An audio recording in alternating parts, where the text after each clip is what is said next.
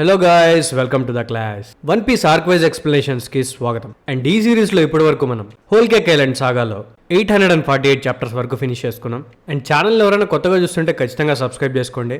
And already subscribe చేసుకున్న వాళ్ళకి thank you. Nani లోక, ఎవర్రా మీరంతా 77 గేమింగ్ 611 మన కమ్యూనిటీ ఛానల్లో మెంబర్షిప్స్ తీసుకున్నందుకు థ్యాంక్ యూ. అండ్ ఆస్తివ్కి తను ఇప్పటి వరకు మన ఛానల్కి హైయెస్ట్ లైక్స్ కొట్టాడనమాట. ఆ తర్వాత all content A to Z ప్లేస్కి కూడా తను 43 కమెంట్స్ పెట్టాడు. ఈ వీక్ మన కమ్యూనిటీలో ఎక్కువ కాంట్రిబ్యూట్ చేసింది వీళ్ళే. సో వీళ్ళందరికీ థ్యాంక్ యూ. అండ్ నా సైడ్ నుంచి మీకు ఇంకో రిక్వెస్ట్, ప్లాస్టిక్ని తక్కువగా యూజ్ చేయడానికి ట్రై చేయండి. చెత్తని డస్ట్బిన్లో మాత్రమే పడేయండి. మీ చుట్టూ ఉన్న ఎన్విరాన్మెంట్ని క్లీన్గా పెట్టుకోండి. చేస్తారని ఆశిస్తూ స్ట్రైట్గా వీడియోలోకి వెళ్ళిపోదాం. సో లాస్ట్ పార్ట్కి వచ్చేసరికి సాంజీ లూఫీని కొట్టేసి వెళ్ళిపోయిన తర్వాత సాంజీ కోసం అదే ప్లేస్లో వెయిట్ చేస్తున్న లూఫీని బిగ్ మామ్ పైరట్స్ అందరూ ఒక్కసారిగా అటాక్ చేసి కొట్టి లూఫీ అండ్ నామి ఇద్దరిని ఒక బుక్ లోపల బంధిస్తారు. ఆ తర్వాత బిగ్ మామ్ కి అండ్ లూఫీకి మధ్యలో ఒక కన్వర్సేషన్ జరుగుతుంది డెండ్ అండ్ ముషి ద్వారా. లూఫీ బిగ్ మామ్ కి వార్నింగ్ ఇస్తాడు, సాంజీని కనుక వదలకపోతే తనని కొట్టి ఓడిస్తానని. లూఫీ ఇచ్చిన వార్నింగ్ చూసి బిగ్ మామ్ నవ్వుకొని కాల్ కట్ చేసేస్తుంది అనమాట. అండ్ ఈ పార్ట్ ఇక్కడ నుండే స్టార్ట్ అవుతుంది. సో లూఫీ అండ్ నామి ఏమో బుక్ లోపల లాక్ అయిపోయి ఉంటారు. లూఫీ బిగ్ మామ్ కి వార్నింగ్ వేయడం చూసి తన సన్స్ అండ్ డాటర్స్ అంటే బిగ్ మామ్ పైరేట్స్ కూడా నవ్వుకుంటారు.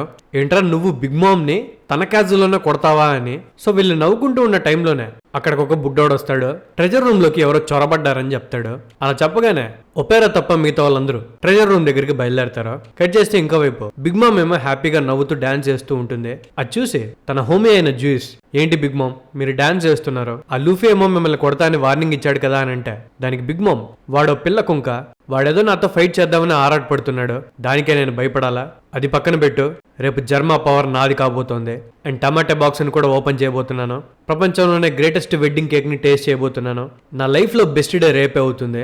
అది జరుగుతుంటే నేను ఈ చిన్న చిన్న వాటిని ఎందుకు పట్టించుకుంటాను అని గట్టిగా నవ్వుతుంది. ఇంతలోనే బిగ్ మమ్ హ్యాట్ నుండి తనకు ఒక వార్నింగ్ సిగ్నల్ వస్తుంది, ట్రెజర్ రూమ్ లోకి ఎవరో జ్వరపడ్డారని. అది వినగానే బిగ్ మమ్ కి పిచ్చ కోపం వస్తుంది. ఎవరో ఖచ్చితంగా టమాటా బాక్స్ కోసమే వచ్చి ఉంటాడు, వాడిని పట్టుకోవాలి అని. కట్ చేసి ఇంకోవైపు సాంజీ తన గెస్ట్ రూమ్ లో అన్ని ఆలోచిస్తూ ఉంటాడు. రేపేమో పెళ్లి జరగబోతుంది. నేను బిగ్ మామ్ కి ఆల్రెడీ ప్రామిస్ చేసేసాను, తను లూఫీ వాళ్ళని వదిలేస్తా అని చెప్పింది. నేను ఒకవేళ పుడింగ్ ని పెళ్లి చేసుకుంటే బరాతీయ వాళ్ళు కూడా సేవ్ అయిపోతారు. ఇక్కడ నాకు బాధ కలిగిస్తుంది ఒకటే, లూఫీ వాళ్ళతో సపరేట్ అయిపోతాను. కాకపోతే వాళ్ళు ఎక్కడున్న ప్రాణాలతో ఉంటే చాలు నాకు. అండ్ పుడింగ్ నా కోసం చాలా బాధపడుతుంది. తనని పెళ్లి చేసుకుంటే మేబీ నా లైఫ్ బాగుంటుందేమో. సో ఇంకా బాధపడకూడదు, అన్ని మంచిగానే జరగబోతున్నాయని సాంజీ కొంచెం హ్యాపీ ఫీల్ అవుతాడు. అండ్ పుడింగ్ దగ్గరికి వెళ్ళాలనుకుంటాడు. కట్ చేస్తే ఇంకోవైపు పుడింగ్ రూమ్ లో ఎవరితోనో మాట్లాడుతూ ఉంటుంది. తను పుడింగ్ తో నామి లోలా దగ్గర తీసుకున్న వివిర్ కార్డ్ తో సెడ్యూసింగ్ వుడ్స్ లో అన్ని హోమీస్ ని కంట్రోల్ చేసిందని చెప్తుంది. ఆ తర్వాత బిగ్ మామ్ పుడింగ్ సెలెక్ట్ చేసుకున్న వెడ్డింగ్ డ్రెస్ ని క్యాన్సిల్ చేసిందని, తనొక డ్రెస్ సెలెక్ట్ చేసింది, ఆ డ్రెస్సే వేసుకోవాలని చెప్తుంది అనమాట. తను అలా చెప్పగానే పుడింగ్ కి బిగ్ మామ్ ఇచ్చిన వార్నింగ్ గుర్తొస్తుంది అనమాట. నేను చెప్పింది చెప్పినట్టు చేస్తే బ్రతుకుతావు, లేకపోతే నీకు ఏది బాగుండదు అని. కట్ చేస్తే ఇంకోవైపు హోల్ కేక్ ఐలాండ్ క్యాజల్ లోపల ట్రెజర్ రూమ్ మీద అటాక్ చేసిందే మన పెడ్రోనే. తన ట్రెజర్ రూమ్ ని కాపలా కాస్తున్న ప్రతి ఒక్క గార్డ్ ని కొడుతూ ఎక్స్ప్లోజివ్స్ తో అన్నిటిని పేలుస్తూ పెద్ద సీనే క్రియేట్ చేసి ఉంటాడు. సో తనని పట్టుకోవడానికి బొరానెక్ కూడా ట్రై చేస్తూ ఉంటాడు. తనని అటాక్ చేసి కార్నర్ చేయమని తన గార్డ్స్ కి చెప్తాడు. ఇంతలోనే తనకు ఒక కాల్ వస్తుంది. అది చొరలెట్ స్మూతీ దగ్గర నుంచి. తన బొరానెక్ తో మేము ఫాలో చేసుకుంటూ వెళ్ళిన వ్యక్తి మమ్మల్ని ట్రెజర్ రెపాజిటరీలో లాక్ చేసేసాడు, మేము ఇరుక్కుపోయాం సారీ అని చెప్తుంది. దానికి ఎగ్, నాకు అర్థమైంది ఇదంతా పెడ్రో గాడే చేశాడు. ట్రెజర్ ఛాంబర్ లోకి ఎంటర్ అవడానికి ఒకే ఒక్క దారుంది, వాడు అదే యూజ్ చేసుకున్నాడు అనుకుంటా. మీరు గనక లోపలే ఉంటే వాడు ట్రెజర్ ని తీసుకోవడానికి ఛాన్స్ లేదు. వాడు డీకో అయితే ఇంకొకటి ఖచ్చితంగా బోన్స్ అయి ఉంటాడు. అలాంటి క్రియేచర్స్ అంటే బిగ్ మామ్ కి చాలా ఇష్టం. సో తనని చంపకండి అని చెప్తాడు. యాక్చువల్లీ పెడ్రో అండ్ మన బ్రూక్ ఇద్దరు ప్లాన్ చేసి చార్లెట్ స్మూతీని అండ్ ఎగ్ బోరాన్ని విడగొట్టారనమాట. ఫోర్సెస్ తక్కువైతే దొంగతనం చేయడానికి ఈజీగా ఉంటుందని. సో వాళ్ళని డైవర్ట్ చేసిన తర్వాత బ్రూక్ పోనెగ్లిఫ్స్ ఉన్న ప్లేస్ కి చేరుకుంటాడు. అక్కడ తన ముందు చూసిన గార్డ్స్ కంటే ఎక్కువ మందే ఉంటారు. సో బ్రూక్ వాళ్ళతో ఫైట్ కి రెడీ అవుతాడనమాట. బ్రూక్ ని అటాక్ చేయడానికి పీస్ కీపర్స్ రెడీ అవుతాయి. పీస్ కీపర్స్ అంటే బిగ్ మామ్ యొక్క హోమీస్ అనమాట.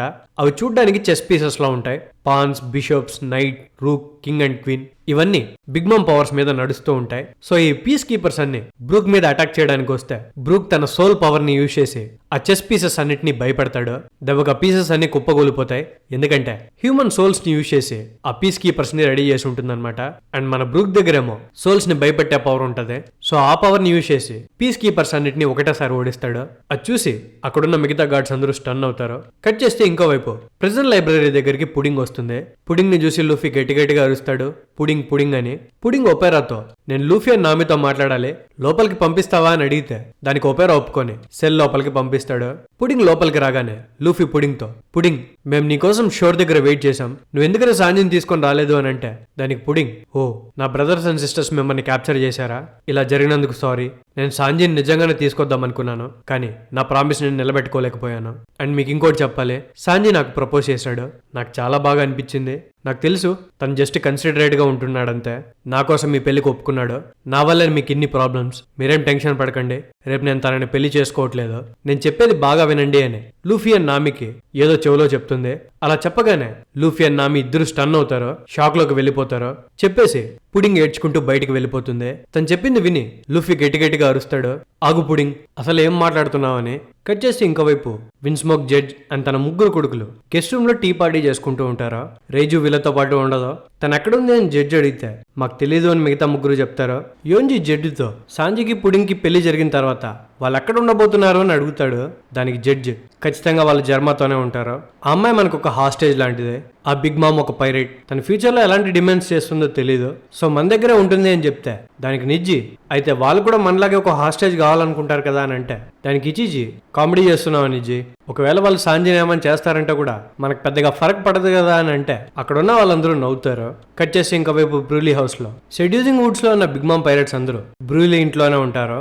ఒక పక్క చాపర్ ని కట్టేసి తన ముందర క్యారెట్ ని వండడానికి ట్రై చేస్తుంటారనమాట. కానీ ట్విస్ట్ ఏంటంటే వాళ్ళు వండడానికి ట్రై చేస్తుంది క్యారెట్ ని కాదు, బ్రూలీ తెలియకుండా తయారు చేసిన ఒక క్లోన్ ని. చాపర్ ప్లాన్ ప్రకారం క్యారెట్ అక్కడ ఉన్న సీలింగ్ లో దాక్కొని ఉంటుందన్నమాట, సిగ్నల్ కోసం వెయిట్ చేస్తూ ఉంటుంది. వాళ్ళ క్యారెట్ రూపంలో ఉన్న కప్పని ఇంకా వండడానికి కింద దింపుతూ ఉంటే క్యారెట్ ఆ ఫ్రాగ్ ని సేవ్ చేసి రౌండాల్ఫ్ మీద అటాక్ చేసి పడేస్తుంది. ఆ తర్వాత వాళ్ళు వండుతున్న పాట్ ని బ్రూలీ అండ్ మిగతా వాళ్ళ మీద తన్నేస్తుంది. చాపర్ ఏమో తన మాన్స్టర్ పాయింట్ నుండి బ్రెయిన్ పాయింట్ కి చేంజ్ అవుతాడు. తనని కట్టినప్పుడు చైన్స్ పెద్దగా ఉంటాయి కాబట్టి చాపర్ చిన్నగా మారిన తర్వాత చాలా ఈజీగా తప్పించుకుంటాడు. తప్పించుకున్న వెంటనే మళ్ళీ తన రంబుల్ స్టోన్ తింటాడు. రౌండాల్ఫ్ వాళ్ళందరూ క్యారెట్ మీద అటాక్ చేయడానికి వస్తారు. కానీ క్యారెట్ లూనా ఎలక్ట్రిక్ పవర్ ని యూజ్ చేసి వాళ్ళందరినీ ఫ్రై చేస్తుంది. అక్కడున్న పెద్ద క్రొకడైల్ ఏమైనా రియాక్ట్ అయ్యే లోపల చాపర్ ఆ క్రొకడైల్ తోకను పట్టుకొని అక్కడున్న బిగ్ మామ్ పైరేట్స్ మీద విసురుతాడు. వాళ్ళలో నుంచి ట్రైన్ ఇంజన్ లాగా కనిపించి ఒకడు తప్పించుకోవడానికి ట్రై చేస్తాడు. తన పేరు డీజిల్ అన్నమాట. సో డీజిల్ తప్పించుకోకుండా క్యారెట్ తనని పట్టుకొని ఆపేస్తుంది. సో సక్సెస్ఫుల్ గా చాపర్ అండ్ క్యారెట్ కలిసి బ్రూలీని అండ్ డీజిల్ ని క్యాప్చర్ చేస్తారు. కట్ చేస్తే ఇంకోవైపు సాంజీ ఏమో పుడింగ్ దగ్గరికి వెళ్ళడానికి రెడీ అవుతూ ఉంటాడు.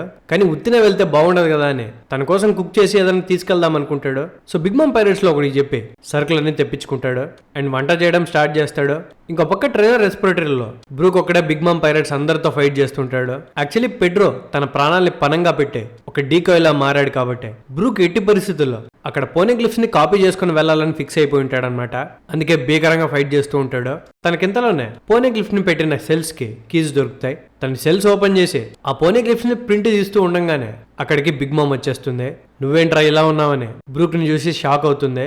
అండ్ ఇంకో పక్క హోల్ కేక్ ఐలాండ్ క్యాజల్ లోపల ఉండే కోర్ట్ యార్డ్ లో పెడ్రో అందరినీ డైవర్ట్ చేశాడు కాబట్టి బోరాన్ ఎగ్ వాళ్ళు పెడ్రోని ఒక చోటుకి తీసుకొచ్చి కార్నర్ చేస్తారు. అప్పుడు బోరాన్ ఎగ్ పెడ్రోని అడుగుతాడు, నువ్వు నాక్స్ పైరేట్ కి కెప్టెన్ వే, కాకపోతే మా చేతుల్లో 5 ఏళ్ల క్రితం ఓడిపోయావు. అంత దారుణంగా ఓడిపోయిన తర్వాత కూడా 5 ఏళ్ల తర్వాత ఎలా తిరిగి వచ్చావు? నీ లెఫ్ట్ కనుక్కునే స్కార్ సరిపోలేదా? అయినా నీ ఆయుష్ చాలా తక్కువ ఉంది కదా. బిగ్ మామ్ నీ ఆయుష్ లో 50 years తీసుకునేసింది అని అంటే దానికి పెడ్రో నేనేం చేస్తున్నానో నాకు బాగా తెలుసు, నేను నా ఇంటికి తిరిగి వెళ్ళడానికి ఇక్కడికి రాలేదు అని అంటాడు. సో కట్ చేస్తే ఇంకోవైపు రేజు ఏమో క్యాజల్ పాత్వేలో చాలా దారుణంగా ఇంజూర్ అయి ఉంటుంది. కట్ చేస్తే ఇంకో పక్క chopper and carrot whole cake island లో ఉండే ప్రతి ఒక్క మిర్రర్ లోకి వెళ్ళి వెతుకుతూ ఉంటారు లూఫీ అండ్ నామి వాళ్ళు కనిపిస్తారేమో అని. కానీ లిటరల్లీ అక్కడ కొన్ని వేల మిర్రర్స్ ఉంటాయన్నమాట. చాపర్ అండ్ క్యారెట్ డీజిల్ ని అండ్ బ్రూలీ ఇద్దరిని క్యాప్చర్ చేసేసి ఉంటారు అండ్ వాళ్ళని భయపెడుతూ మిర్రర్ వరల్డ్ మొత్తం తిరుగుతూ ఉంటారనమాట. చాపర్ వాళ్ళు కొట్టిన దెబ్బకి బ్రూలీ స్ప్రో తప్పిపోయి ఉంటుంది. సో తను లేస్తే లూఫీ వాళ్ళు ఎక్కడున్నారో తెలుస్తుందని చాపర్ అండ్ క్యారెట్ అనుకుంటారు. కట్ చేస్తే ఇంకోవైపు సాంజీ ఏమో పుడింగ్ కోసం ఫుడ్ చేసి ఉంటాడనమాట. మామూలుగా లూఫీ వాళ్ళకి ఎక్కువ ఫుడ్ చేసి అలవాటు అయిపోయి ఉంటుంది కాబట్టి తను పుడింగ్ కి కూడా ఎక్కువ చేసేస్తాడు. ఇప్పుడు ఫుడ్ మిగిలిపోతే ఎలా అని తను ఆలోచిస్తూ ఉంటే సాంజీ ఒక రొమాంటిక్ సీక్వెన్స్ ఊహించుకుంటాడు. మిగిలిపోయిన ఫుడ్ పుడింగ్ తనకు తినిపిస్తే ఎలా ఉంటుంది అని.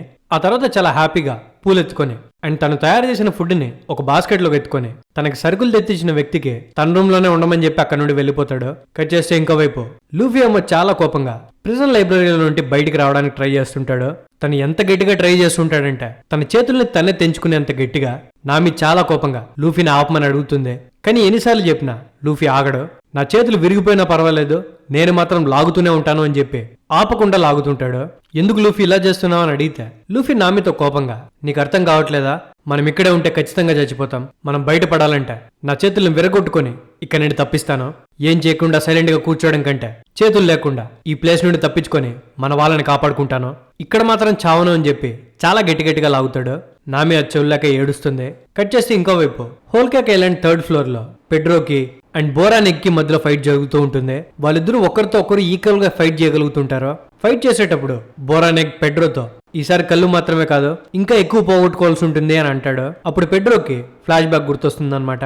పెడ్రో వాళ్ళు లాస్ట్ టైం పోనెగ్లిఫ్స్ కోసం వచ్చినప్పుడు బిగ్ మామ్ పైరట్స్ తనని అండ్ తన క్రూని క్యాప్చర్ చేసి ఉంటారు. బిగ్ మామ్ పెడ్రో వాళ్ళతో ఒక గేమ్ ఆడిస్తుంది. ఆ గేమ్ లో వాళ్ళొక వీల్ ని టర్న్ చేయాలన్నమాట. ఆ వీల్ ఎక్కడికి వెళ్ళి ఆగుతుందో బిగ్ మామ్ వాళ్ళకి ఆ పనిష్మెంట్ ఇస్తుంది. పెడ్రో క్రూమేట్ ఆ వీల్ ని తిప్పినప్పుడు 100 years లైఫ్ తీసుకోండి అని ఉంటుందన్నమాట. అందుకు బిగ్ మామ్ తన క్రూమేట్ లైఫ్ లో నుండి 100 years ని తీసేస్తుంది. తీయగానే తను వెంటనే చనిపోతాడనమాట. తన ఆయుష్ లో ఇంకా జస్ట్ 30 years మాత్రమే మిగిలి ఉంటుంది. ఆ వీల్లో 100 వచ్చాయి కాబట్టి ఇంకా 70 years బ్యాలెన్స్ ఉంటాయన్నమాట. ఆ బ్యాలెన్స్ పెడ్రో ఇయ్యాలని తన బాడీలో నుండి లాక్కోవడానికి ట్రై చేస్తే పేకామ్స్ అలా చేయొద్దని బిగ్ మామ్ ని అడుక్కుంటాడు. అండ్ పెడ్రో కూడా ఇలా చనిపోవడం మీనింగ్లెస్, నేను ఎలాగైనా ఇంటికి వెళ్ళాలి అని ఏడిస్తే బిగ్ మామ్ తనని క్షమించి తన లైఫ్ లో నుండి 50 years ని లాగేసుకుంటుంది. బ్యాక్ టు ద ప్రెసెంట్ వీళ్ళిద్దరు ఫైట్ లో బోరానెగ్ పెడ్రోని కొడతాడు. కొట్టేసి నీ దగ్గర నుంచి 50 years లాగేసుకున్న తర్వాత నీకు చాలా తక్కువ టైం మిగిలి ఉంటుంది, అలాంటిది అంత తక్కువ ఆయుష్ పెట్టుకొని మళ్ళీ ఇక్కడికి రావడానికి ఎలా ధైర్యం చేశావని అడిగితే దానికి పెడ్రో స్ట్రా హ్యాట్స్ నా లైఫ్ ని సేవ్ చేశారు, నా హోమ్ ల్యాండ్ ని కూడా సేవ్ చేశారు, వాళ్ళ కోసం నా ప్రాణాలు అర్పించడంలో ఎటువంటి తప్పు లేదు, నేను ఏదో రోజు ఖచ్చితంగా చనిపోతానని నాకు బాగా తెలుసు, కానీ లూఫీ ఈ ప్రపంచంలో మార్పు తీసుకొని రాగలుగుతాడు, నాకు మిగిలిన ఈ కొద్ది సమయాన్ని స్ట్రా హ్యాట్స్ కోసం యూజ్ చేయడం నాకు చాలా ఆనందాన్ని ఇస్తుంది, అలా అని చెప్పి నేను ఇప్పుడు నీ చేతుల్లో చనిపోతానని తప్పుగా అనుకోకు, నేను ఇక్కడికి వచ్చిన పని అయ్యేంత వరకు నేను చావను అని బోరాన్ ఎగ్ ని సగానికి నరుకుతాడు. అలా నరికినప్పుడు ఎగ్లో నుండి యోక్ బయటకు వచ్చినట్టు తన బాడీ లోపల నుండి కూడా ఒకటి బయటకు వస్తుంది. కట్ చేస్తే ఇంకోవైపు సాంజీ ఏమో పుడింగ్ వాళ్ళ ఇంటి దగ్గరికి వెళ్తాడు. అండ్ తన డోర్ దగ్గరికి వెళ్ళగానే తన డోర్ కి కూడా సోల్ ఉంటుంది. సాంజీ తన పుడింగ్ కోసం కొన్ని వస్తువులు తీసుకొని వచ్చాడని చెప్తే కూడా ఆ డోర్ ఒప్పుకోదు. సాంజీని అక్కడి నుండి వెళ్ళిపోమని అడుగుతుంది. సో ఇంక చేసేదేం లేక సాంజీ అక్కడి నుండి బయటకు వచ్చేస్తాడు. అక్కడేమో వర్షం పడుతూ ఉంటుంది. సరేలే అక్కడ ఏదైనా కిటికీ ఉంటే కిటికీలో ఉంటే పుడింగ్కి ఆ వస్తువులు ఇద్దామని అనుకుంటాడు. సో అలా వెతుక్కుంటూ ఒక కిటికీ దగ్గరికి వెళ్తే తను ఎవరితోనో మాట్లాడుతూ ఉంటుంది. అండ్ తను మాట్లాడుతోంది ఎవరితోనో కాదు, సాంజీ అక్కైన రేజుతో. సడన్ గా పుడింగ్ పెద్దగా నవ్వుతుంది. అది చూసి సాంజీ షాక్ అవుతాడు. ఎందుకంటే పుడింగ్కి 2 కళ్ళు కాకుండా 3 కళ్ళు ఉంటాయి. అండ్ పుడింగ్ రేజుతో, నువ్వు కలకంటున్నావా, నేను పోయి ఆ పిచ్చోని పెళ్లి చేసుకుంటానా, ఖచ్చితంగా చేసుకోను, నేను మామాకి అందరికంటే ఫేవరెట్, ఎస్పెషల్లీ యాక్టింగ్ చేయడంలో, అండ్ మగాళ్ళని ఫూల్ చేయడం చాలా ఈజీ, అండ్ నీ తమ్ముడు అంతకంటే ఈజీగా మోసపోయాడు, నేను అలా ఉంటానో నా ఫ్యామిలీకి మాత్రమే తెలుసు అని అంటుంది. యాక్చువల్లీ పుడింగ్ లూఫీని ప్రిజన్ లైబ్రరీలో కలవడానికి వెళ్ళినప్పుడు తన చెవిలో నేను సాంజీని పెళ్లి చేసుకోబోవట్లేదు, ఎందుకంటే ఆ పిచ్చోన్ని నేను చంపేయబోతున్నాను, ఒక గన్తో మా పెళ్లిలోనే తన బాడీ అంతా తూట్లు పెట్టబోతున్నాను, ఆ టైంకి మీరు కూడా బ్రతుకుండరు అని చెప్పి అక్కడి నుండి వచ్చేసి ఉంటుంది. అందుకే అనమాట లూఫీ తన చేతులు పోయినా పర్వాలేదు ప్రిజన్ లైబ్రరీలో నుండి బయటపడాలి అని ట్రై చేస్తుంటాడు. సో పుడింగ్ రేజుతో ఇంకా మాట్లాడుతూ, మీరు ఈవిల్ ఆర్మీనా, నాకు నవ్వు వస్తుంది, మీరందరూ తిక్కలోళ్ళు, మామాకి మీ దగ్గర నుండి కావాల్సింది మీ ఆర్మీ సోల్జర్స్ అండ్ మీ సైంటిఫిక్ పవర్ మాత్రమే, మీ జర్మా కింగ్డమ్ మొత్తం మా బార్డర్స్ లోపల ఇరుక్కుపోయింది, సాంజీతో పెళ్లి అనే స్వీట్ ని మేము మీ ముందు పెట్టగానే మీరు ఈగలాగా మారిపోయారు, రేపు మా వెడ్డింగ్ లో మొత్తం విన్స్మోక్ ఫ్యామిలీని చంపబోతున్నాం, వెడ్డింగ్ అంతా రక్తపు మడుగులతో నిండిపోతుంది, అండ్ మీరు చనిపోయేటప్పుడు జాగ్రత్త, మీ రక్తం గనక కేకు మీద పడిందంటే మామాకి అస్సలు నచ్చదు, తను అక్కడున్నవన్నీ డెస్ట్రాయ్ చేసేయగలుగుతుంది, నా దగ్గర A36 క్యాలిబర్ వాకర్ ఉంది, దీని లోపల క్యాండీ జాకెట్స్ ఉంటాయి, ఇవెంత పవర్ఫుల్ అంటే హెవీ సోల్జర్ వేసుకునే ఆర్మర్ లోపలికి కూడా ఇవి ఈజీగా వెళ్ళిపోగలుగుతాయి, అంటే మీ బాడీస్ లోపలికి కూడా వెళ్ళిపోగలుగుతాయి, దానికి నీ తొడ మీద ఉన్న గాయమే ప్రూఫ్, మీ బాడీస్ మెటలే అయినా ఈ గన్ను కాల్చే బుల్లెట్లు మాత్రం మీ బాడీ లోపలికి చొచ్చుకుపోతాయి, రేపు అక్కడ జరిగేదంతా చూసిన తర్వాత సాంజీ ముఖం ఎలా ఉంటుందో ఊహించుకుంటేనే నాకు చాలా ఎగ్జైటింగ్ గా ఉంది, నేను లవ్ చేస్తున్నాడంటే వాడు ఎలా నమ్మాడో నాకు అర్థం కావట్లేదు అని పక్కనే ఉన్న హోమీస్తో నవ్వుకుంటుంది. అండ్ తన సిస్టర్ తో సాంజీ తనకి ప్రపోజ్ చేసిన విషయం గురించి చెప్తుంది. అండ్ చెప్పినప్పుడు గట్టిగా నవ్వుతూ, నీ తమ్ముడు నాకు ఎలా ప్రపోజ్ చేశాడో తెలుసా, తన ముఖం మీద ఉన్న మాస్క్ తీయగానే నాకు చాలా నవ్వు వచ్చింది, అండ్ నీ తమ్ముడు నువ్వు నా సాల్వేషన్వి, ఇద్దరం పెళ్లి చేసుకుందామని ప్రపోజ్ చేసినప్పుడు నవ్వలేక చచ్చాను, అంత దరిద్రమైన ప్రపోజల్ని నువ్వు ఎప్పుడైనా విన్నావా, అలాంటి ఫెయిల్యూర్ని ఎవ్వరూ పెళ్లి చేసుకోరు, వాడు అట్లీస్ట్ ప్రిన్స్ కూడా కాదు అని చాలా దారుణంగా మాట్లాడుతుంది. అలా మాట్లాడిన ప్రతి ఒక్క మాట సాంజీ కిటికీలో నుండి వింటాడు అండ్ ఆ వర్షంలోనే ఏడుస్తూ ఉండిపోతాడనమాట. యాక్చువల్లీ సాంజీ నిజంగానే పుడింగ్ ని పెళ్లి చేసుకుందాం అనుకుంటుంటాడు, ఎందుకంటే తను చాలా సెన్సిటివ్ అని సాంజీ ఫీల్ అయి ఉంటాడు కాబట్టి. అలాంటి తనే ఇంత మోసం చేసిందంటే సాంజీ గుండె ముక్కలైపోతుంది. And Sanji for the very first time ఒక అమ్మాయి గురించి ఏడ్చుంటాడు. కట్ చేస్తే ఇంకోవైపు ట్రెజర్ రెస్పిరేటరీ దగ్గరికి బ్రూక్ పోనెగ్లిఫ్స్ ప్రింట్స్ తీసుకునే లోపలే బిగ్ మమ్ అక్కడికి వచ్చేసి ఉంటుంది కాబట్టి తను డైరెక్ట్ గా బ్రూక్ తో ఫైట్ లోకి దిగుతుంది అండ్ తనని దారుణంగా ఇంజూరీ చేసి ఉంటుంది. అండ్ అదే కాక నెక్స్ట్ డే వాళ్ళు సాంజీని చంపబోతున్నారనే విషయం కూడా బ్రూక్ తో అంటుంది. అది తెలిసిన తర్వాత కూడా బ్రూక్ బిగ్ మామ్ తో ఫైట్ చేస్తూ ఉంటే బిగ్ మామ్ బ్రూక్ ని అడుగుతుంది, నీకు సాంజీని కాపాడడం కంటే ఆ పోనెగ్లిఫ్స్ ని కాపీ చేయడమే ఇంపార్టెంటా అని. దానికి బ్రూక్, అవును నాకు ఇదే ఇంపార్టెంట్. సాంజీ చాలా కైండ్ హార్టెడ్, తను మా దగ్గరికి తిరిగి వచ్చేస్తాడని నాకు బాగా తెలుసు. నువ్వు తన కోసం ఎంత పెద్ద ట్రాప్ ని సెట్ చేసినా తన కైండ్నెస్ తో తను ఖచ్చితంగా దాని నుండి బయటకు వచ్చేయగలుగుతాడు. తను ఒక్కసారి ఎవరి కోసమైనా తనను సాక్రిఫైస్ చేసుకుంటే తను ఎప్పటికీ వెనుదిరగడు. అందుకే తన కోసమైనా ఈ రోడ్ పోనెగ్లిఫ్స్ ప్రింట్స్ ని తీసుకెళ్తాను అని అంటాడు. కట్ చేస్తే ఇంకోవైపు మిర్రర్ వరల్డ్ లో బ్రూలీ నిద్ర లేచుంటుంది. లేవగానే క్యారెట్ తనని కట్టేసి చక్కల గింతలు పెట్టి మా ఫ్రెండ్స్ ని కలుసుకోవడానికి ఏ మిర్రర్ లోకి వెళ్ళాలి అని అడిగితే దానికి బ్రూలీ, ప్లీజ్ చక్కలగిలి పెట్టొద్దు, నాకు ఇక్కడ ఉండే మిర్రర్స్ అన్ని గుర్తులేవు, కానీ ఏ మిర్రర్ దేని చూపిస్తుందో ఆ మిర్రర్స్ కే బాగా తెలుసు, మీరు గనక అడిగితే అవి చెప్తాయి అని చెప్పగానే చాపర్ అండ్ క్యారెట్ ఇద్దరు క్యాజువల్ వాళ్ళ దగ్గరికి ఏ మిర్రర్ తీసుకెళ్తుంది అని అడుగుతారో దానికి ఆ మిర్రర్స్ అన్ని రెస్పాండ్ అవుతాయి, నేను తీసుకెళ్తాను అని. సో చాపర్ వాళ్ళకి మ్యాటర్ అర్థమైపోతుంది అనమాట. వాళ్ళు ఎవరి పేరు అడిగితే వాళ్ళ దగ్గరికి ఆ మిర్రర్స్ తీసుకెళ్తాయని. కాకపోతే ఆ మిర్రర్స్ కి పేర్లు తెలియదు కాబట్టి వాళ్ళు ఎలా ఉంటారో చూపించాలి. అందుకు క్యారెట్ సాంజీ, నామి అండ్ మిగతా వాళ్ళ డ్రాయింగ్స్ అన్ని గీస్తుంది. కట్ చేస్తే ఇంకోవైపు సాంజీ ఇంకా పుడింగ్ రూమ్ దగ్గరే ఉంటాడు. పుడింగ్ రేజుతో, నేను చెప్పిందంతా నీకు అర్థమైంది కదా సిస్టర్, కానీ నేను ఇప్పుడు జాగ్రత్త పడాలి. నువ్వు బ్లడ్ లాస్ తో చనిపోతే రేపు వెడ్డింగ్ జరిగే లోపలే మీ వాళ్ళకి డౌట్ వస్తుంది. అలా జరగకూడదు అండ్ నేను చెప్పినవేవి నీకు గుర్తుండకూడదు. నా సీక్రెట్ సైడ్ ని నీ మైండ్ లోంటి అరెస్ట్ చేయాలి అని చెప్పి పుడింగ్ రేజు తలలోపలికి తన చేతిని పెట్టి ఒక రీల్ లాగా మెమరీస్ అన్నింటినీ బయటికి లాగుతుంది.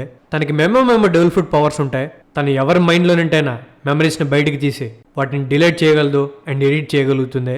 సో రేజు మైండ్ లో నుండి రీల్ ని బయటికి లాగి తను రేజుని కాల్చినప్పటి నుంచి అన్నిటినీ కట్ చేసి డిలీట్ చేస్తుంది. ఆ తర్వాత ఒక సోల్జర్ ని పిలిచి తనని మెడికల్ రూమ్ కి పంపిస్తుంది అనమాట. సాంజీ అదంతా చూసి తను తెచ్చిన బొక్కని అక్కడే వదిలేసి వెళ్ళిపోతాడు. కట్ చేస్తే ఇంకోవైపు ప్రిజన్ లైబ్రరీలో సాంజీ ఇలా చనిపోతాడు అని చెప్పి లూఫీకి తెలిసింది కాబట్టి తనకి తన చేతుల్ని ఇంకా తెంచేసే స్టేజ్ లో ఉంటాడు. నామి ఏమో ఏడుస్తూనే ఉంటుంది, ఆపు లూఫీ నేను చూడలేకపోతున్నాను అని. అప్పుడు అక్కడే వీళ్ళ కాపలా కాస్తున్నా ఒపెరా నామితో, హే అమ్మాయి, బిగ్ మామ్ లోలా ఎక్కడుందో నీ నోట్లో నుండి కనుక్కోమని చెప్పింది. తను ఎక్కడుందో చెప్పు అని అంటే నామి చెప్పడానికి ఒప్పుకోదు. నేను నా ఫ్రెండ్ గురించి బయట పెట్టను అని చెప్తుంది. సో ఒపెరా నామిని టార్చర్ చేయడానికి రెడీ అవుతాడు. తనకు పెద్ద క్రాస్ బోన్ ని తీసి నామికి గురి పెడతాడు, చెప్పు లేదా చచ్చిపోతావని. నామి ఏమో భయంతో వణుకుతూ ఉంటుంది. ఇంకో పక్క లూఫీ ఏమో గట్టిగా అరుస్తూ ఉంటాడు, ఇక్కడ నుండి విడిపించండి అని. అప్పుడు ఒపెరాకి రూమ్ లోకి ఎవరో వచ్చినట్టు అనిపిస్తుంది. ఒపెరా తనని చూసి, నువ్వు క్యాజల్ లోపలికి రాకూడదు కదా, ఎందుకు వచ్చావని అంటే, ఇలా చేస్తున్నందుకు సారీ ఒపెరా, నాకు తప్పట్లేదు అని తన మీద 5000 ఫిస్ట్ అనే అటాక్ ని యూజ్ చేస్తాడు. అండ్ ఆ అటాక్ ని యూజ్ చేసేది ఎవరో కాదు, మన జిన్బే అనమాట. జిన్బే టైల్ బ్రేకర్ అనే అటాక్ ని యూజ్ చేసి ఒపెరాని పడుకోబెడతాడు. అండ్ జిన్బేని చూసి లూఫీ అండ్ నామి ఇద్దరు హ్యాపీగా ఫీల్ అవుతారు. జిన్బే అక్కడికి వాళ్ళని విడిపించడానికి వచ్చుంటాడు అనమాట.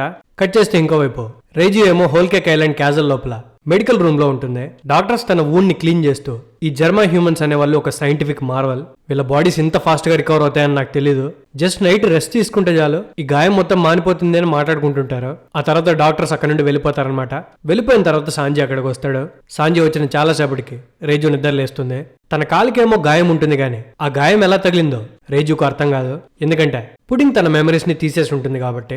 సో తన కన్ఫ్యూజన్ లో ఉండి సాంజీతో, నేను క్యాజువల్ లో నడుస్తూ ఉంటే నా వెనకాల ఎవరో సోల్జర్ వచ్చారు, నేను దొంగతనంగా వచ్చాను అనుకుని నన్ను కాల్చినట్టున్నాడు, కానీ నాకు అర్థం కావట్లేదు ఆ గార్డ్ నన్ను ఎలా గాయపరిచాడు అని అంటే దానికి సాంజీ, నీకేం జరిగిందో నాకు తెలుసు, నీ మెమరీస్ అన్నిటినీ తీసేశారు, అందుకే నీకు అంత కన్ఫ్యూజింగ్ గా ఉంది, నిజంగా ఏం జరిగిందో నేను చెప్తాను అని పుడింగ్ గురించి చెప్పడం స్టార్ట్ చేస్తాడు. కట్ చేస్తే ఇంకోవైపు ప్రిజన్ లైబ్రరీలో ఎక్కడ చూసినా మంటలే ఉంటాయి, ఎందుకంటే మన జిన్బే ప్రిజన్ లైబ్రరీ బుక్ కి మంట పెట్టుంటాడు. మంట పెట్టగానే బుక్ లో బంధించబడిన ప్రతి ఒక్కరు బుక్ లో నుండి బయటకు వస్తారో, మన లూఫీ అండ్ నామితో పాటు. జిన్బే ఎందుకు ఆ బుక్ కి మంట పెట్టాడంటే బుక్ లో నుండి బయటికి తీసుకోవడానికి అది తప్ప వేరే దారి ఉండదు. సో లూఫీ అండ్ నామి ఇద్దరు బయటపడిపోయిన తర్వాత జిన్బేకి థ్యాంక్ యూ చెప్తారు. అండ్ నామికి డౌట్ వచ్చి, ఇంతకీ నువ్వు ఇక్కడేం చేస్తున్నావు జిన్బే అని అడిగితే దానికి జిన్బే సన్ పైరేట్స్ బిగ్ మామ్ తో అఫిలియేట్ అయి ఉన్నారు, ఒక ఆపరేషన్ మీద ఇక్కడికి వచ్చాము అని అంటే దానికి నామి, నువ్వు బిగ్ మామ్ తో అఫిలియేట్ అయి ఉంటే తన మనిషినే గాయపరిస్తే అది తిరుగుబాటు అవుతుందేమో కదా అని అంటే దానికి జిన్బే, అవును నామి, నేను బిగ్ మామ్ మీద తిరగబడ్డాను, ఇంకా వెనక్కి వెళ్ళడానికి దారి లేదు అని అంటే నామి షాక్ అయ్యి, ఫిష్మెన్ ఐలాండ్ లో ఉన్నప్పుడు ఫిష్మెన్ ఐలాండ్ ని కాపాడడానికి నీకు ఈ పొజిషన్ చాలా ఇంపార్టెంట్ అని చెప్పావు కదా అని అంటే దానికి జిన్బే, నేను ఎదురు తిరుగుదామని డిసైడ్ అయ్యాను అని అంటాడు. ఇంతలోనే ప్రిజన్ లైబ్రరీకి ఏదో జరిగిందని బయటకి ఇన్ఫర్మేషన్ వెళ్ళి వాళ్ళందరూ జిన్బే వాళ్ళని అటాక్ చేయడానికి వస్తుంటారు. సో జిన్బే అక్కడ చాలా సేపు ఉండడం మంచిది కాదు, లూఫీని తీసుకుని వెళ్ళిపోదామని అంటాడు. లూఫీ ఏమో అస్సలు తినకపోవడం వల్ల ఆకలితో ఫ్లోర్ మీద పడిపోయి ఉంటాడనమాట.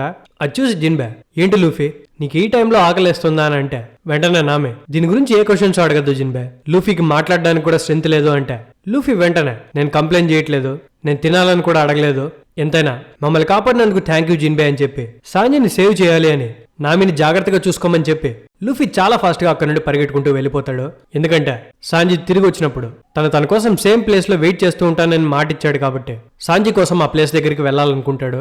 కట్ చేస్తే ఇంకో వైపు మెడికల్ రూమ్ లో సాంజీ అండ్ రేజు ఇద్దరు మాట్లాడుకుంటూ ఉంటారు. పుడింగ్ కి అండ్ రేజుకి మధ్యలో జరిగిన కాన్వర్సేషన్ మొత్తాన్ని సాంజీ రేజుకి చెప్తాడు. అదంతా విన్న తర్వాత రేజు, ఆ అమ్మాయి అంత మంచిగా ఉండడం చూసి నాకు నమ్మకం కుదరలేదు, ఏదో తప్పు జరుగుతుంది అని తెలుసు కానీ వీళ్ళింత ప్లాన్ చేస్తుంటారని అనుకోలేదు అని అంటే దానికి సాంజీ, నేను పెళ్లి చేసుకుంటా అది లూఫీ అండ్ మిగతా వాళ్ళందరూ సేవ్ అవుతారనుకున్నాను, ఇప్పుడు అసలు ఆప్షనే కాదు, నన్ను నేను సాక్రిఫైస్ చేసుకుంటే అంత కరెక్ట్ గా అయిపోతుంది అనుకున్నాను, ఇంతలా ఎలా మోసపోయానో నాకు అర్థం కావట్లేదు అని అంటే దానికి రేజు, నువ్వు మాత్రమే కాదు సాంజీ, మేం కూడా ఈ కేసుని చాలా ఆరగంట్ గా డీల్ చేశాం, చాలా కేర్లెస్ గా ఉన్నాం, అండ్ నా ఒపీనియన్ ఏంటంటే జర్మా డెస్ట్రాయ్ అవ్వడం మంచిదే, ఇప్పుడు నేను జరిగిందంతా ఎవరికి చెప్పను, సైలెంట్ గా ఉండిపోతాను, మామ ప్లాన్ వర్కౌట్ అవ్వడమే కరెక్ట్ అని అంటే అది విని సాంజీ షాక్ అవుతాడు.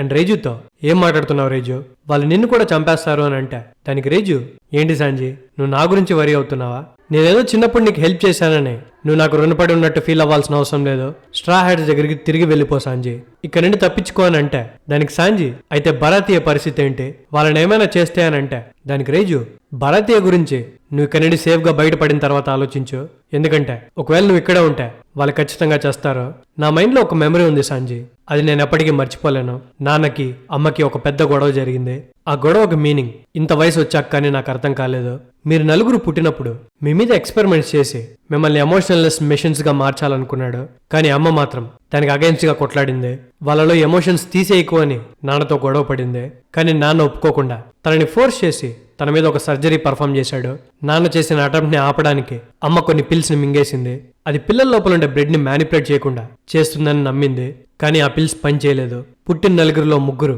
అబ్నార్మల్ గా పుట్టారో సూపర్ హ్యూమన్స్ గా మారారో నువ్వు తప్ప, నువ్వు వీక్ గా పుట్టినందుకు నాన్న నిన్ను హేట్ చేశాడేమో గాని అమ్మ మాత్రం ఎప్పుడూ హేట్ చేయలేదు, మిమ్మల్ని కాపాడుకోవడానికి అమ్మ మింగింది ఒక కైండ్ ఆఫ్ పాయిజన్, అది తన హెల్త్ ని తినేసింది, నువ్వు అమ్మ కోసం లంచ్ చేస్తుంటే అమ్మ ఎంత హ్యాపీగా ఫీల్ అయ్యేదో తెలుసా, నువ్వు ఒక మంచి హ్యూమన్ అవుతావని అమ్మ నిన్నెప్పుడు నమ్మింది అని అంటే దానికి సాంజీ షాక్ అయ్యి, అయితే నా వల్ల అమ్మ చనిపోయిందా అని అంటే దానికి రేజు, పొరపాటును కూడా అలా తీసుకోక సాంజీ, నువ్వు ఎమోషన్స్ తో ఉండడం తనకి ఎంత ఆనందాన్ని ఇచ్చిందో తెలుసా, తను పాయిజన్ మింగిన నీ లోపల ఎమోషన్స్ ఉండడం చూసి తను ఎప్పుడూ రిగ్రెట్ అవ్వలేదు, అమ్మ చనిపోయిన తర్వాత నాన్న అన్నిటికీ రీజన్ నువ్వే అని నిన్ను మిస్ట్రీట్ చేయడం స్టార్ట్ చేశాడు, నిన్ను ఒక ఫెయిల్యూర్ అన్నాడు, కానీ గుర్తుపెట్టుకో సాంజీ, నువ్వు మాత్రం ఫెయిల్యూర్ కాదు, నీ లోపల ఎమోషన్స్ ఉండాలని, నువ్వు ఒక హ్యూమన్ బీయింగ్ లాగా పెరగాలని అమ్మ నీ కోసం తన ప్రాణాలని త్యాగం చేసింది, అందుకోసమే అనుకుంటా నువ్వింత కైండ్ హార్టెడ్ సాంజీ, ఇది మాత్రం ఎప్పుడు మర్చిపోకు అని సాంజీకి చెప్పి తను ఏడుస్తుంది.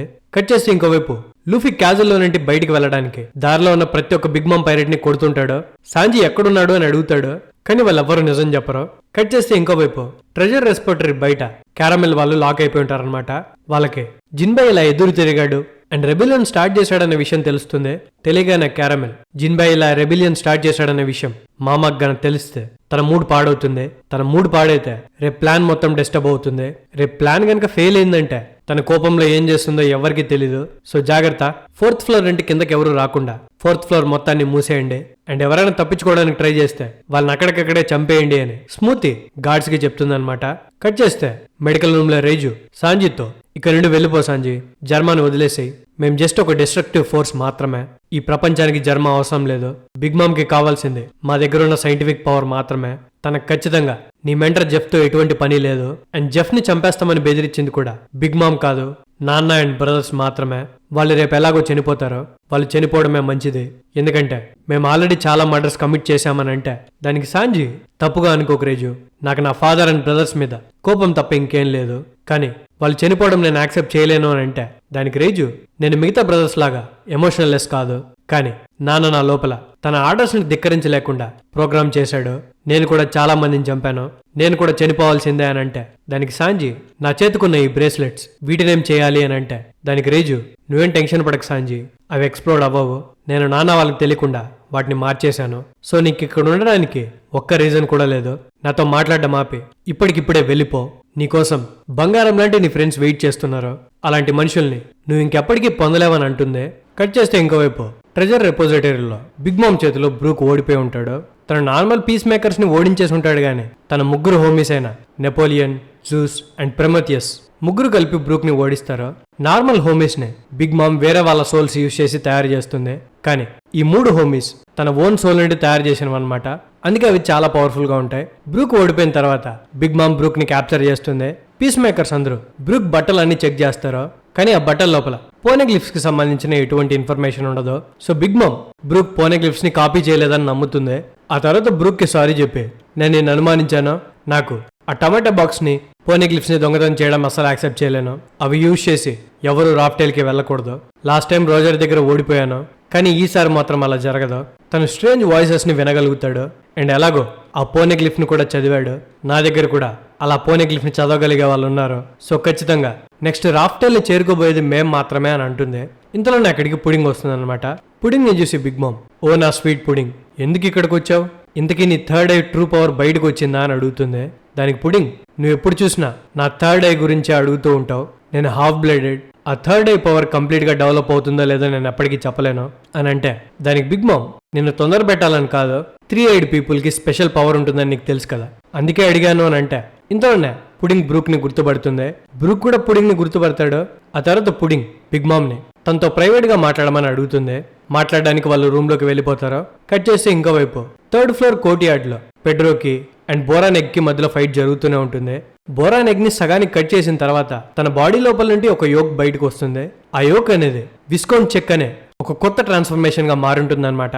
పెడ్రో ఆ చిక్ ని మళ్ళీ సగానికి కట్ చేస్తాడు. మళ్ళీ ఆ బాడీ లోపల నుండి ఇంకో యోక్ బయటపడుతుంది. ఆ యోక్ ని చూసి బిగ్ మామ్ పైరెట్స్ భయపడతారు. తన కౌంట్ చికెన్ గా మారబోతున్నాడు. తన క్రాక్ అయిన ప్రతిసారి కొత్త ఫామ్ లోకి మారతాడు. తను తిన్నది ఎగ్ ఫ్రూట్. తను నెక్స్ట్ టైం కౌంట్ చికెన్ గా మారతాడు. అదొక ట్రూ నైట్. తను గనక మళ్ళీ రూపాంతరం చెందితే తనని ఆపడం మన వల్ల కాదు అని మాట్లాడుకుంటూ ఉంటే పెడ్రో అది విని, నువ్వు ఎవాల్వ్ అవుతూ ఉంటే నేను చూస్తూ ఉన్నాను అని తన బాడీ లోపల నుండి ఎక్స్ప్లోజివ్స్ ని బయటికి తీసి ఒక పెద్ద బాంబ్ బ్లాస్ట్ ని చేస్తాడు. దెబ్బకు ఆ ప్లేస్ అంతా బ్లాస్ట్ అయిపోతుంది పెడ్రోతో పాటు. పెడ్రో మనం పోయాడు అనుకుంటాం, కానీ వాళ్ళు ఫైట్ చేస్తున్న ప్లేస్ లో ఒక పెద్ద మిర్రర్ ఉండి ఉంటుంది. టైంకి చాపర్ వాళ్ళు పెడ్రోని మిర్రర్ లోపల నుంచి చూసి ఆ ప్లేస్ ని బ్లాస్ట్ చేసి అక్కడ నుండి వచ్చామని అడుగుంటారు. వాళ్ళు చెప్పినట్టుగానే పెడ్రో ఆ ప్లేస్ ని పేల్చేసి మిర్రర్ లోపలికి వచ్చేసి ఉంటాడు. ఆ తర్వాత వాళ్ళందరూ కలిసి మిగతా వాళ్ళని వెతకడానికి బయలుదేరతారు. క్యారెట్ తను గీసిన పెయింటింగ్ ని మిర్రర్స్ కి చూపించి వీళ్ళలో ఎవరైనా కనిపించారా అని అడిగితే ఒక మిర్రర్ చెప్తుంది, నామీని పరిగెడుతుంటే చూసామని. అలా చెప్పగానే నామీ అండ్ లూఫీ ఇద్దరు ప్రిజన్ లైబ్రరీ నుండి తప్పించుకొని ఉంటారు అని వాళ్ళు అనుకుంటారు. కానీ ఇంకో మిర్రర్ తన జిన్బేతో పాటు ఉంది అని చెప్తుంది. అది విని అయితే లూఫీ ఎక్కడుండి ఉంటాడు అని మాట్లాడుకుంటుంటారు. కట్ చేస్తే ఇంకో వైపు లూఫీ సాంజీని వెతుక్కుంటూ క్యాజల్ మొత్తం తిరుగుతూ ఉంటాడు అండ్ గట్టిగా సాంజీ సాంజీ అని అరుస్తుంటాడు. అండ్ తనకు ఎదురొచ్చిన ప్రతి ఒక్కరితో ఫైట్ చేస్తుంటాడు. అలా ఫైట్ చేస్తూ పరిగెడుతున్న లూఫీని సడన్ గా ఒకరు రూమ్ లోపలికి లాగేస్తారు.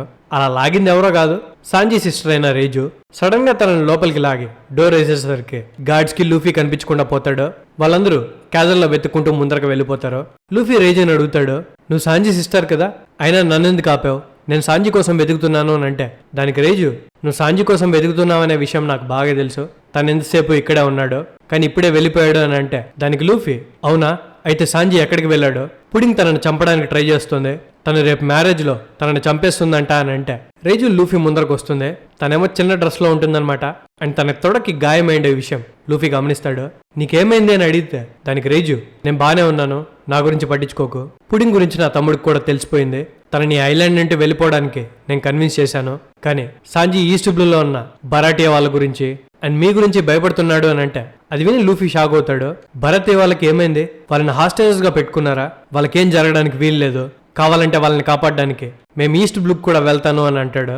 ఇంతలోనే లూఫీ పొట్టలో నుండి పెద్ద పెద్ద సౌండ్లు వస్తాయి. అది విని రేజు, నీకు తినడానికి ఏమైనా కావాలా అని అడుగుతుంది. దానికి లూఫీ వద్దంటాడు.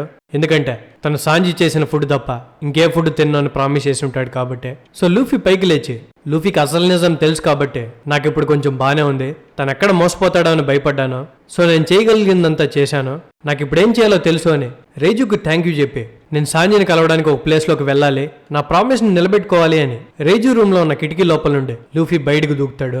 అది చూసి రేజు షాక్ అవుతుంది. లూఫీ కిందకు దూకగానే అక్కడ ఎక్కడ చూసినా బిగ్ మామ్ పైరేట్స్ ఉంటారో. సో లూఫీ వాళ్ళని చూసినప్పటికీ తను చెప్పిన ప్లేస్ కి చేరుకోవాలనుకుంటాడు. కట్ చేసి ఇంకోవైపు సాంజీ రేపు తనకు జరగబోయే పెళ్లి గురించి, బరాతీయ వాళ్ళ గురించి, బిగ్ మామ్ అండ్ జడ్జి వాళ్ళ గురించి, అందరి గురించి ఆలోచించి ఒక డెసిషన్ లోకి వస్తాడు.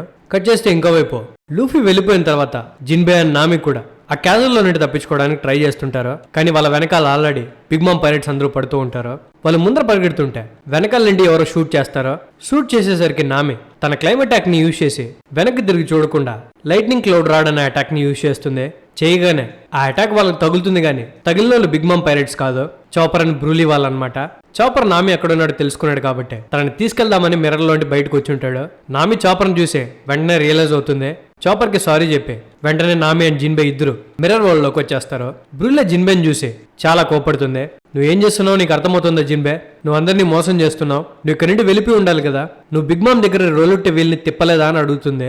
దానికి Jinbe Big Mom Fish Man Island కి ప్రొటెక్షన్ ఇచ్చింది, అందుకే ఈ రోజులు తనకి పని చేశాను, కానీ బిగ్ మామ్ నన్ను తిప్పమన్న వీళ్ళు చావు తప్ప ఇంకేం కనిపించలేదు, అందుకే తిప్పకుండా అక్కడ నుండి పారిపోయాను అని చెప్తాడు. అది విని పెడ్రో నువ్వు మంచి పనే చేసావు జిన్బే, 5 years క్రితం నా పార్ట్నర్ ఆ వీల్ని తిప్పాడు, వెంటనే తన లైఫ్ పోయింది, అండ్ ఆ వీల్ని ఎవరైతే తిప్పడానికి ట్రై చేస్తారో కానీ వాళ్ళకి చావడం తప్ప వేరే దారి ఉండదు అని అంటాడు. ఇంతలోనే బ్రూలీ అవును బిగ్ మామ్ దగ్గర నుంచి ఎవరైతే వెళ్ళిపోవడానికి ట్రై చేస్తారో వాళ్ళు చావక తప్పదు, అది ట్రెస్ పాసెస్ అయినా లేదా తన సర్వీస్ లో పనిచేసి వెళ్ళిపోవాలనుకున్నా తను ఎవరినైనా తన పైరేట్ క్రూలోకి ఇన్వైట్ చేస్తుంది, వెళ్ళడానికి ట్రై చేసిన ప్రతి ఒక్కరిని చంపుతుంది అని అంటుంది. బ్రూలీ చెప్పేది ఎవరు పట్టించుకోకుండా డీజిల్ కార్ట్ మీద ఎక్కి సాంజీ, బ్రూక్ అండ్ లూఫీని వెతకడానికి వాళ్ళ మిర్రర్ వరల్డ్ లో బయలుదేరతారు. కట్ చేస్తే క్వీన్ ఛాంబర్ లో పుడింగ్ అడిగినట్టుగానే ఒకరితో ఒకరు మాట్లాడుకోవడానికి కలుస్తారు. కానీ వాళ్ళతో పాటే అదే రూమ్ లో బ్రూక్ కూడా ఉంటాడనమాట. పుడింగ్ బిగ్ మామ్ తో ఆ దిష్టి బొమ్మ ఇక్కడ అవసరమా అని అంటుంది. ఆ మాటలు విని బ్రూక్ షాక్ అవుతాడు. పుడింగ్ ఇలాంటి మాటలు మాట్లాడదు కదా అని. దానికి బిగ్ మామ్ ఇలాంటి క్రియేచర్స్ మనకు చాలా రేర్ గా దొరుకుతూ ఉంటాయి, సో కాసేపు దీంతో ఆడుకొని ఆ తర్వాత బుక్ లో పెట్టేస్తాను అని అంటుంది. ఆ తర్వాత పుడింగ్ బిగ్ మామ్ తో రేజు గురించి చెప్తుంది అనమాట.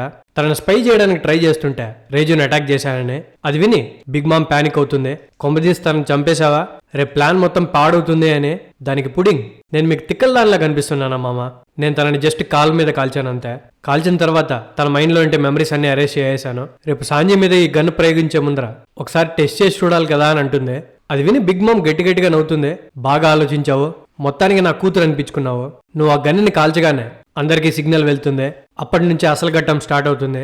మీరిద్దరూ వెడ్డింగ్ లో ఇంకా వెడ్డింగ్ కిస్ చేసుకుంటారో అన్న టైంలో సాంజీని తనని పైకి లేపుతాడు. లేపిన వెంటనే నీ థర్డ్ ఐ తనకు కనిపిస్తుంది. అది చూసి తన ముఖం కాస్త విచిత్రంగా పెడతాడు. పెట్టిన వెంటనే ఒక్క సెకండ్ కూడా లేట్ చేయకుండా తనని కాల్చి, అది కూడా 2 కన్నులకి మధ్యలో ఎగ్జాక్ట్ గా తల లోపల కాల్చు, దెబ్బకి తన పొరల్లో నుండి బుర్ర బయటకు వచ్చేయాలి. అది చూసి జనాలందరూ షాక్ లో ఉంటారు. ఆ షాక్ నుండి బయటకు వచ్చే లోపలే మన దగ్గరుండే అన్ని గన్స్ తో ఆ విన్స్మోక్ ఫ్యామిలీ వాళ్ళందరినీ కాల్చి పాడేద్దాం, వాళ్ళ బాడీస్ అన్ని గన్ బుల్లెట్స్ తో నిండిపోవాలి. జర్మా బ్లడ్ ఈ నేల మీద పడగానే అందరూ భయంతో వణుకుతారు. ఎక్కడ చూసినా బుల్లెట్ల వర్షం కురుస్తుంది అండ్ వాళ్ళ డెడ్ బాడీసే పడుంటాయి. ఒక్కసారి ఆ 6 మంది విన్స్మోక్స్ చనిపోతే ఆ గన్స్ శబ్దమే వాళ్ళ చావుకి గన్ సెల్యూట్ లా మిగులుతుంది. అప్పుడు అసలైన పార్టీ స్టార్ట్ అవుతుంది. వాళ్ళందరూ చనిపోయిన తర్వాత మనం సెలబ్రేట్ చేసుకుందాం, కేక్ తిందాం అండ్ టీ కూడా తాగుదాం. ఒక్కసారి ఆ జడ్జి చనిపోగానే జర్మా మనసొంతమవుతుంది అని నవ్వుతుంది. ఇదంతా బ్రూక్ విని షాక్ లోకి వెళ్ళిపోతాడు. ఎందుకంటే ఇన్ని రోజులు బ్రూక్ పుడింగ్ చాలా మంచిది అనుకుని ఉంటాడు కాబట్టి. ఇదిలా ఉంటాయి. ఇంకో పక్క సాంజీ వాళ్ళు ఎక్కడికి బయటకు వెళ్లకుండా బిగ్ మామ్ వాళ్ళు పీస్ మేకర్స్ ని కాపలా పెట్టుంటారు. సో వాళ్ళు రెగ్యులర్ గా రూమ్ లోపల చెక్ చేస్తూ ఉంటారు సాంజీ బెడ్ మీద ఉన్నాడా లేదా అని. అండ్ తను బెడ్ మీద ఉంటాడు, కానీ బెడ్ మీద ఉన్నది సాంజీ కాదు, సాంజీకి సరుకులు తెచ్చిచ్చిన వ్యక్తి. సాంజీ కోసం వెయిట్ చేస్తూ తన బెడ్ మీద పడుకునేసి ఉంటాడు. ఇదంతా అయిన తర్వాత రేపు వెడ్డింగ్ జరుగుతుందంటే ముందు రోజు నైట్ బిగ్ మామ్ పైరేట్స్ లో మెయిన్ వాళ్ళందరూ 2nd ఫ్లోర్ లో అసెంబుల్ అవుతారు. అయిన తర్వాత వాళ్ళకి ఏమేమి థ్రెట్స్ ఉన్నాయని రాసుకుంటారనమాట. పుడింగ్ హోల్ కేక్ ఐలాండ్ లోకి తీసుకొని వచ్చింది 6 మందిని. వాళ్ళలో బ్రూక్ బిగ్ మామ్ దగ్గర ఉన్నాడు.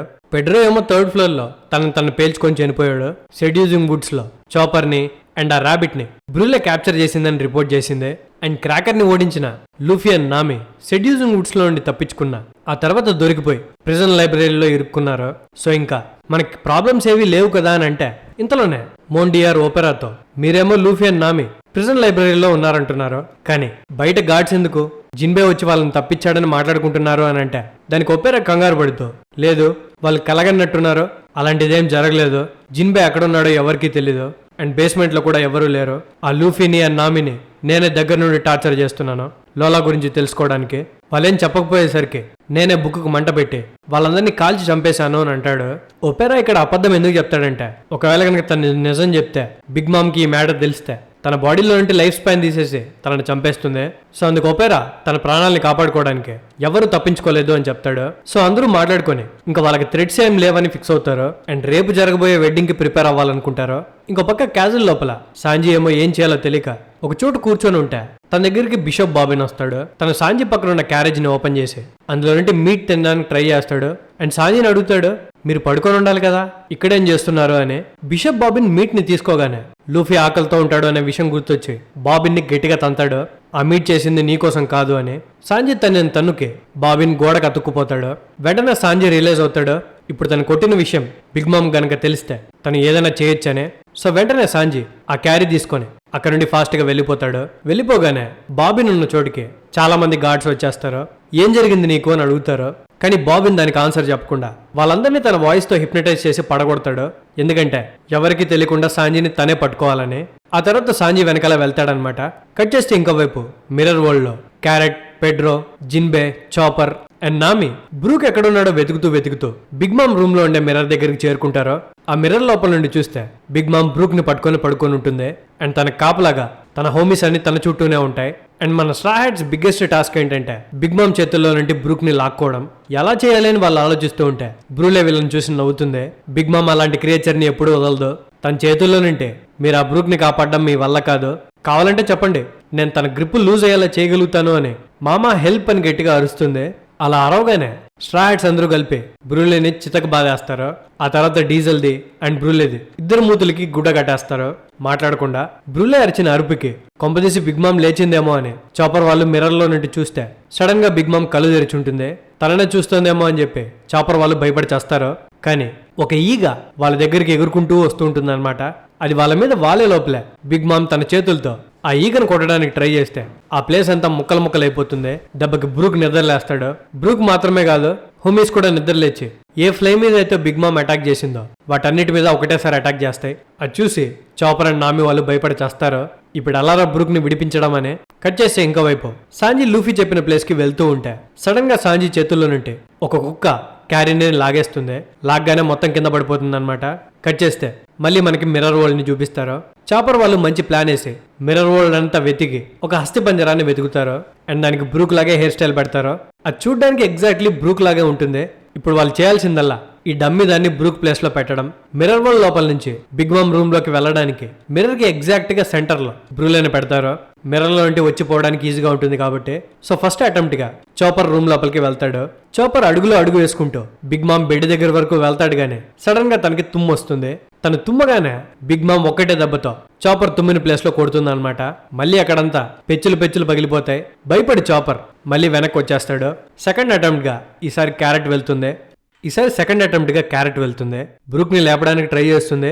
ఇంతలోనే బిగ్ మామ్ హోమ్ అయిన జూస్ కి తుమ్ము వచ్చి నిద్రలో ఒక ఎలక్ట్రిక్ అటాక్ క్యారెట్ మీద చేస్తాడు. క్యారెట్ త్రుటిలో తప్పించుకుంటుంది. ఆ తర్వాత థర్డ్ అటెంప్ట్ గా పెడ్రో లోపలికి వెళ్తాడు. కానీ ఈసారి బిగ్ మామ్ తను ఒక సైడ్ కి పడుకొని ఉంటే సడన్ గా ఈ పక్క తిరుగుతుంది. తిరగగానే పెడ్రో చాలా దూరం ఎగిరిపడతాడు.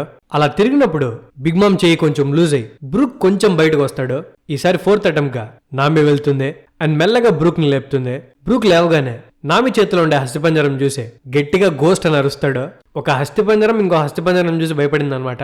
సో బ్రూక్ అలా అరవగానే నువ్వు ఈ రూమ్ లో నుండి ఇంకా పోలేదా, విసిగించే ఈగా అని ప్రొమెథియస్ ని యూజ్ చేసి నామి వాళ్ళు ఫ్లై అనుకొని ఒక ఫ్లేమ్ అటాక్ ని యూజ్ చేస్తుంది. ఆ అటాక్ నామి వాళ్ళకి తగిలే లోపల జిన్బే నామిని అండ్ బ్రూక్ ని తీసుకొని అండ్ ఆ డమ్మీని అక్కడే వదిలేసి అద్దం లోపలికి వెళ్ళిపోతాడు.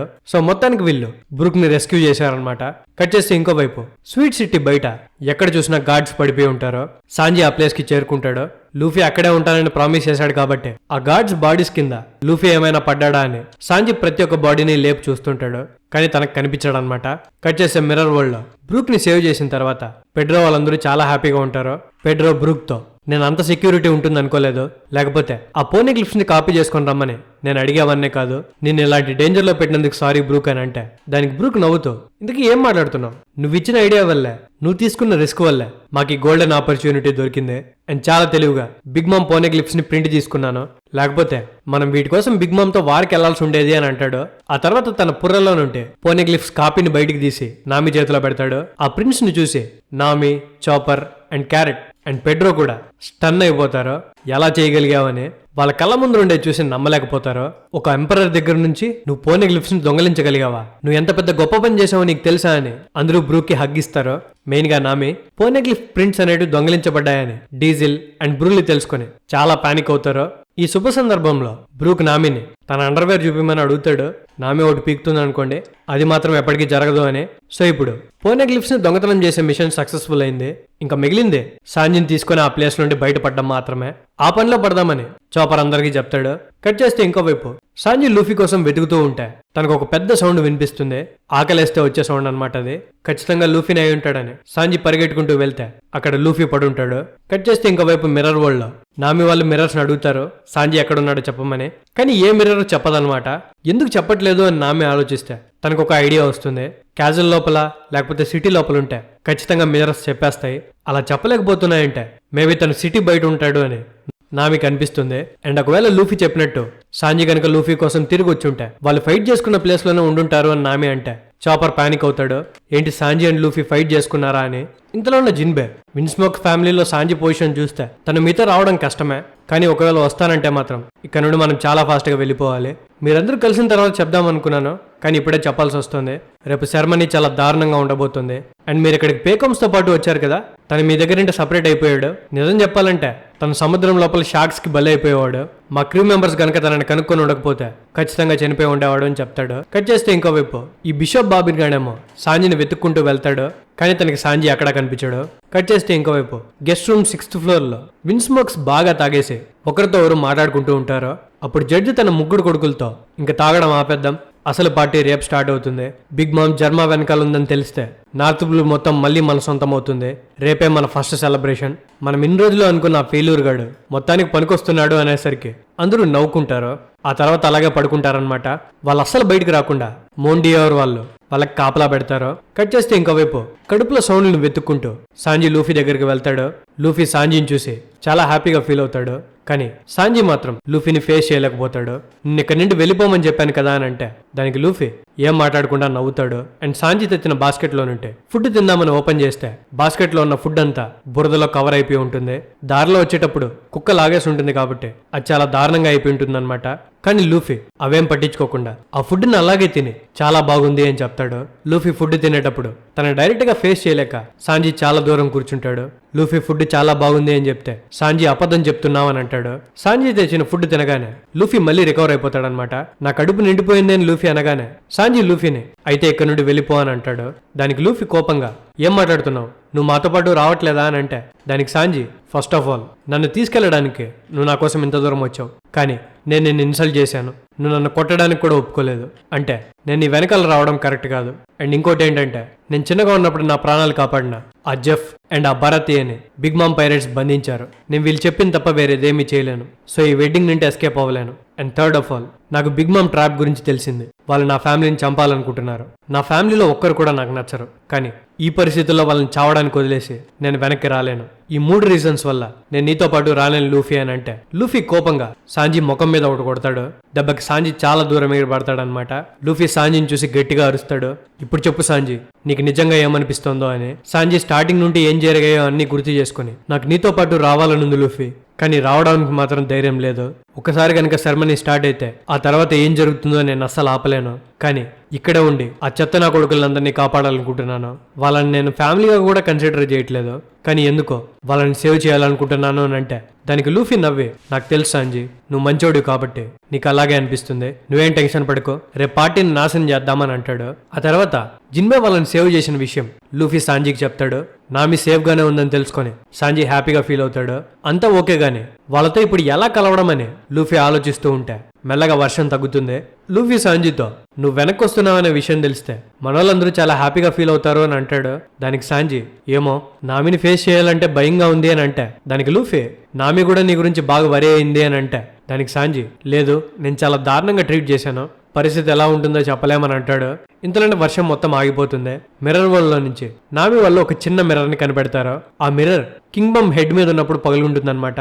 వాటిల్లో ఒక ముక్క అక్కడే ఎక్కడో పడి ఉంటుందని చాపర్ వాళ్ళు విరిగిన ముక్కలో నుండి లూఫీ వాళ్ళని కాంటాక్ట్ చేయడానికి ట్రై చేస్తారు. సో మిర్రర్ లో నుండి లూఫీ లూఫీ అని పిలవగానే లూఫీ వాళ్ళ ఆ సౌండ్ ను వెతుక్కుంటూ వెళ్తే కింగ్డమ్ పక్కనే ఒక చిన్న మిర్రర్ పడి ఉంటుంది. ఆ మిర్రర్ లో నుంచి చాపర్ వాళ్ళు మాట్లాడుతూ ఉంటారు. ఆ తర్వాత లూఫీని చాపర్, సాంజీ నీతోనే ఉన్నాడా అని అడుగుతాడు. దానికి లూఫీ అవునని చెప్తాడు.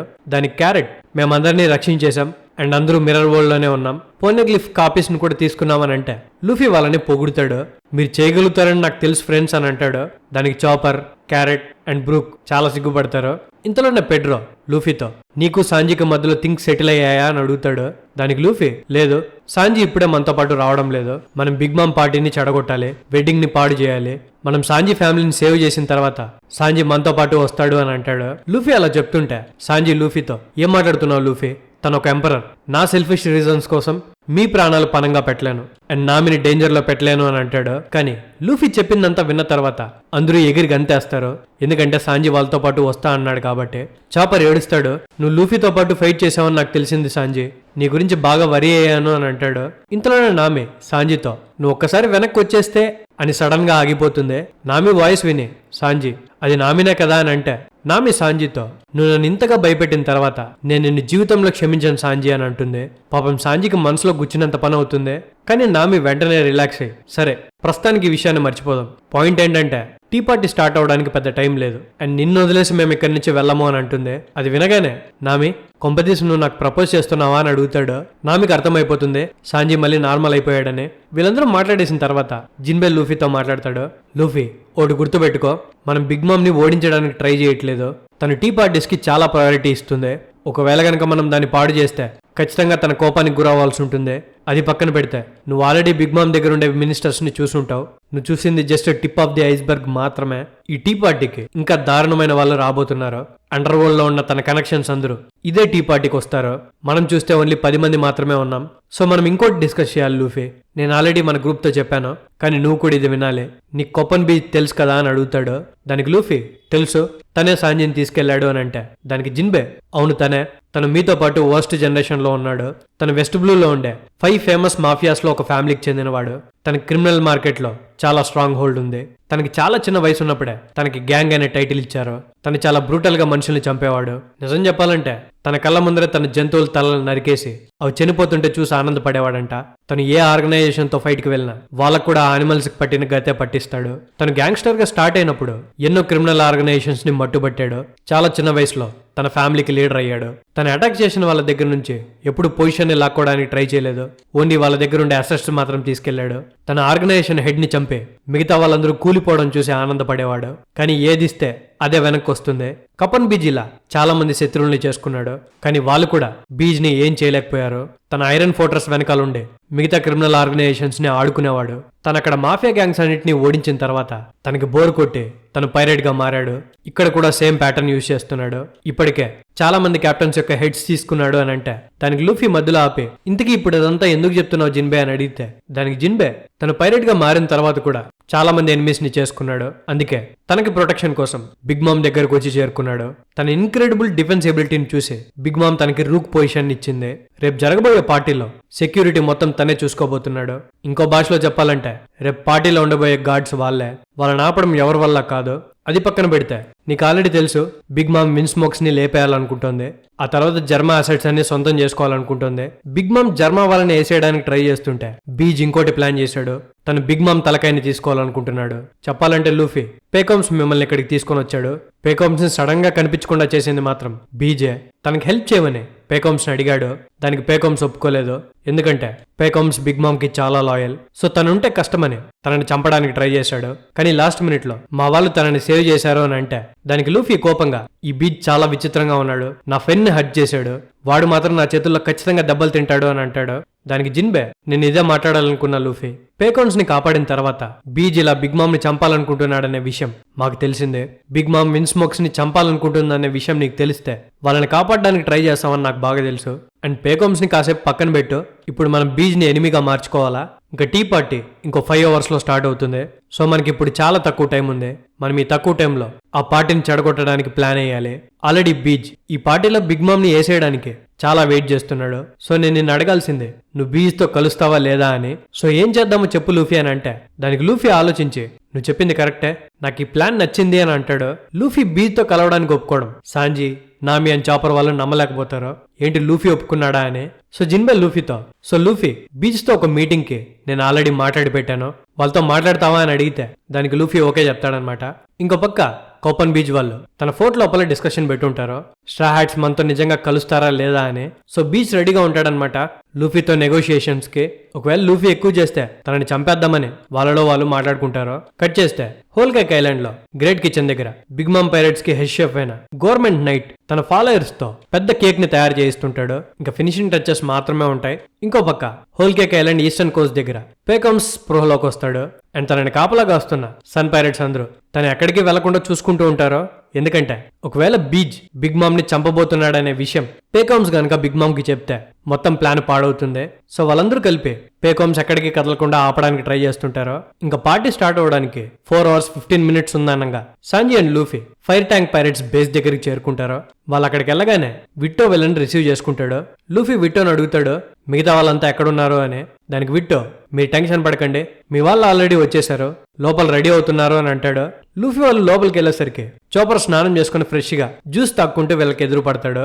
లూఫీ జ్యూస్ షాక్ అయ్యి, ఇక్కడ ఇంత పానిక్ సిచ్యువేషన్ లో ఉంటే నువ్వు కూల్ గా రిలాక్స్ అయ్యి జ్యూస్ తాగుతున్నావా, అండ్ నాకు బాత్స్ కూడా నచ్చవు అని అంటాడు. దానికి విట్టో, మా గాడ్ ఫాదర్ కి అన్క్లీన్ గా ఉండే గెస్ట్ అంటే నచ్చదు, సో మీరు వెళ్ళి స్నానం చేసుకుని రెడీ అయ్యి రండి అని అంటాడు. కట్ చేస్తే ఇంకోవైపు నామి స్నానం చేస్తూ ఉంటుంది. అండ్ లోలా వాళ్ళ అక్క షిఫోన్ తో మాట్లాడుతుంది అనమాట. లోలా బ్రతికే ఉంది అనే విషయం నామి దగ్గర నుండి తెలుసుకొని షిఫోన్ చాలా హ్యాపీగా ఫీల్ అవుతుంది. షిఫోన్ అండ్ లోలా ఇద్దరు ట్విన్స్ అనమాట. నామి థ్రిల్లర్ బాల్క్ లో జరిగిందంతా షిఫోన్ కి చెప్తే షిఫోన్ నామిని అడుగుతుంది తను మళ్ళీ నార్మల్ మనిషిలా మారిపోయిందా అని.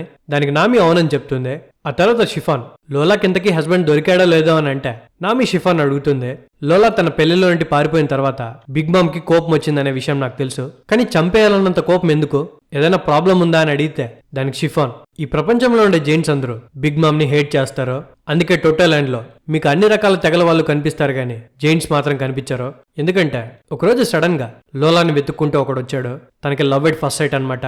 అండ్ తనెవరో కాదు, ఎల్బఫ్ కి చెందిన ప్రిన్స్ లోకి. ఈ లోకి అనే క్యారెక్టర్ ని బాగా గుర్తుపెట్టుకోండి, మళ్ళీ ఫ్యూచర్ లో వస్తాడు.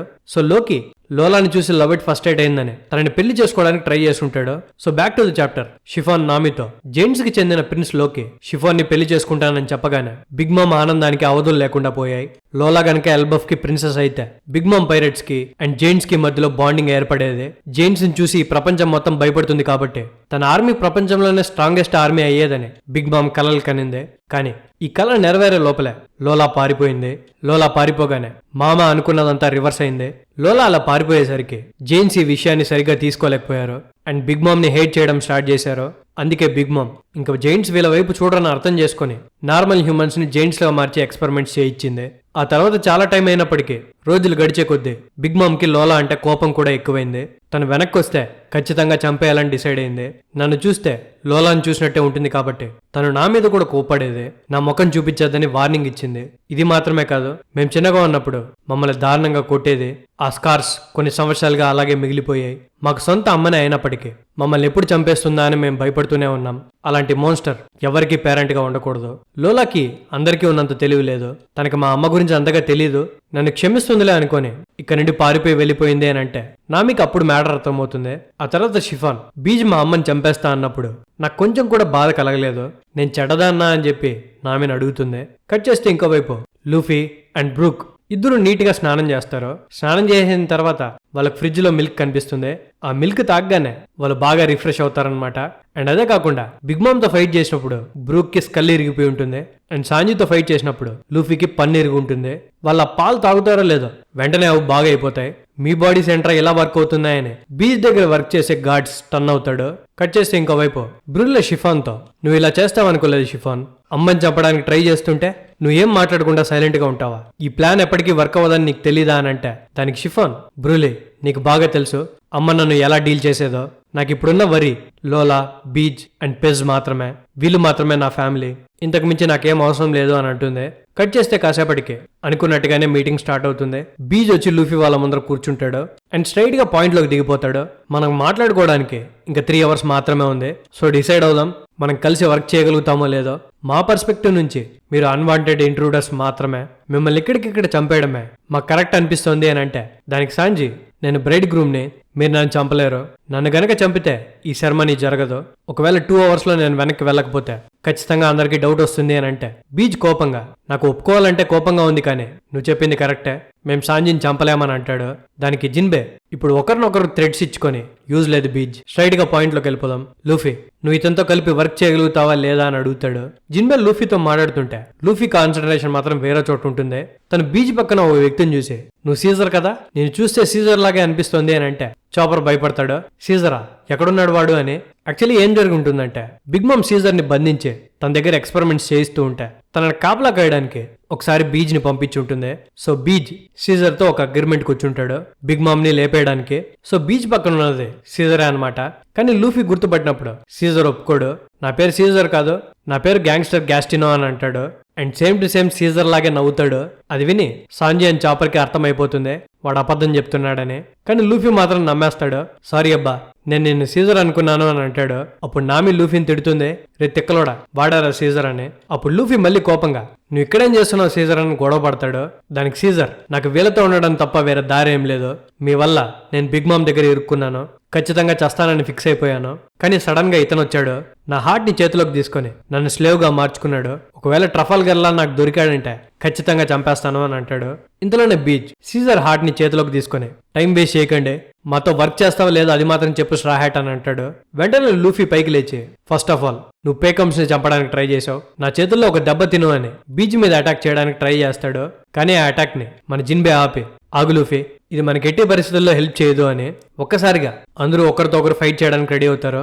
బీచ్ కూడా తన వాళ్ళని ఆపుతాడు. సో ఇంక లూఫీని ఎలాగైనా మ్యానిపులేట్ చేయాలని జిన్బే లూఫీతో, నీకు బిగ్ మామ్ నచ్చుతుందా అని అడుగుతాడు. దానికి లూఫీ అస్సలు నచ్చదు అని చెప్తాడు. దానికి జిన్బే, అయితే మనం ఒకరికొకరు అలైస్ అవుతాం, ఫ్రెండ్స్ అవుతాం, బిగ్ మామ్ ని ఓడించేసిన తర్వాత కావాలంటే మీరు ఒకరితో ఒకరు ఎంతైనా ఫైట్ చేసుకోండి, సో ఇప్పుడైతే మనం కలిసి వర్క్ చేయక తప్పదు అని అంటే లూఫీ ప్లాన్ వినడానికి రెడీ అవుతాడు. అండ్ బీచ్ తన ప్లాన్ ని ఎక్స్ప్లెయిన్ చేస్తాడు. సో బిగ్ మామ్ ని ఎలా చంపాలి అని ప్లాన్ డిస్కషన్ స్టార్ట్ అవ్వగానే సాంజీ బీచ్ తో, బిగ్ మామ్ ని అసాసినేట్ చేయడంలో నేను పెద్దగా ఇంట్రెస్టెడ్ గా లేను, కానీ నాకున్న డౌట్ ఏంటంటే బిగ్ మామ్ లాంటి మనిషిని బుల్లెట్స్ అండ్ క్యానన్స్ తో కాల్చడానికి ఛాన్స్ ఉంటుందా? తన బాడీ లిటరలీ స్టీల్ లాగా ఉంటుంది. అలాంటి మనిషిని మనం చంపగలుగుతామా అని అంటే అక్కడే ఉన్న పెడ్రో, సాంజీ చెప్పింది కరెక్టే, అసాసినేషన్ అంటే చిటికలో చంపగలగాలి. ఒకవేళ అలా చంపలేకపోతే బిగ్ మామ్ చుట్టూ ఉన్న వాళ్ళంతా మనల్ని చుట్టుముట్టేస్తారు, మనల్ని క్లియర్ చేయడం వాళ్ళకి పెద్ద విషయం కాదు అని అంటే దానికి లూఫీ బీజ్ ని అడుగుతాడు, అయినా బిగ్ మామ్ ని అసాసినేట్ చేయడానికి మీరు టీ పార్టీనే ఎందుకు సెలెక్ట్ చేసుకున్నారు? తన చుట్టుపక్కల ఎంతమంది ఆఫీసర్స్ ఉంటారో తెలుసు కదా, అసలు పాయింట్ ఏంటి అని అడిగితే దానికి బీజ్, మీరు అడిగిన క్వశ్చన్ నాకు అర్థమైంది, కానీ మీకు సింపుల్ గా ఎక్స్ప్లెయిన్ చేస్తాను. కొన్ని సిచ్యువేషన్స్ లో బిగ్ మామ్ ని 5 సెకండ్స్ లో చంపొచ్చు అని అంటాడు. అది విని అందరూ షాక్ అవుతారు. పక్కనే ఉన్న విట్టో, 5 సెకండ్స్ లో చంపొచ్చు, కానీ బీచ్ చెప్పిన సిచ్యువేషన్ ని క్రియేట్ చేయడం చాలా కష్టం, అదొక ఇన్స్టాంట్ లో జరిగిపోతుంది అని అంటే దానికి బీచ్ నవ్వుతూ, అవును తనని చంపేస్తే మనం బ్యాటిల్ ని గెలవడం పెద్ద కష్టమేం కాదు, అండ్ మన ప్లాన్ కి అందరికంటే ఇంపార్టెంట్ సీజర్ అని చెప్పి అంటాడు.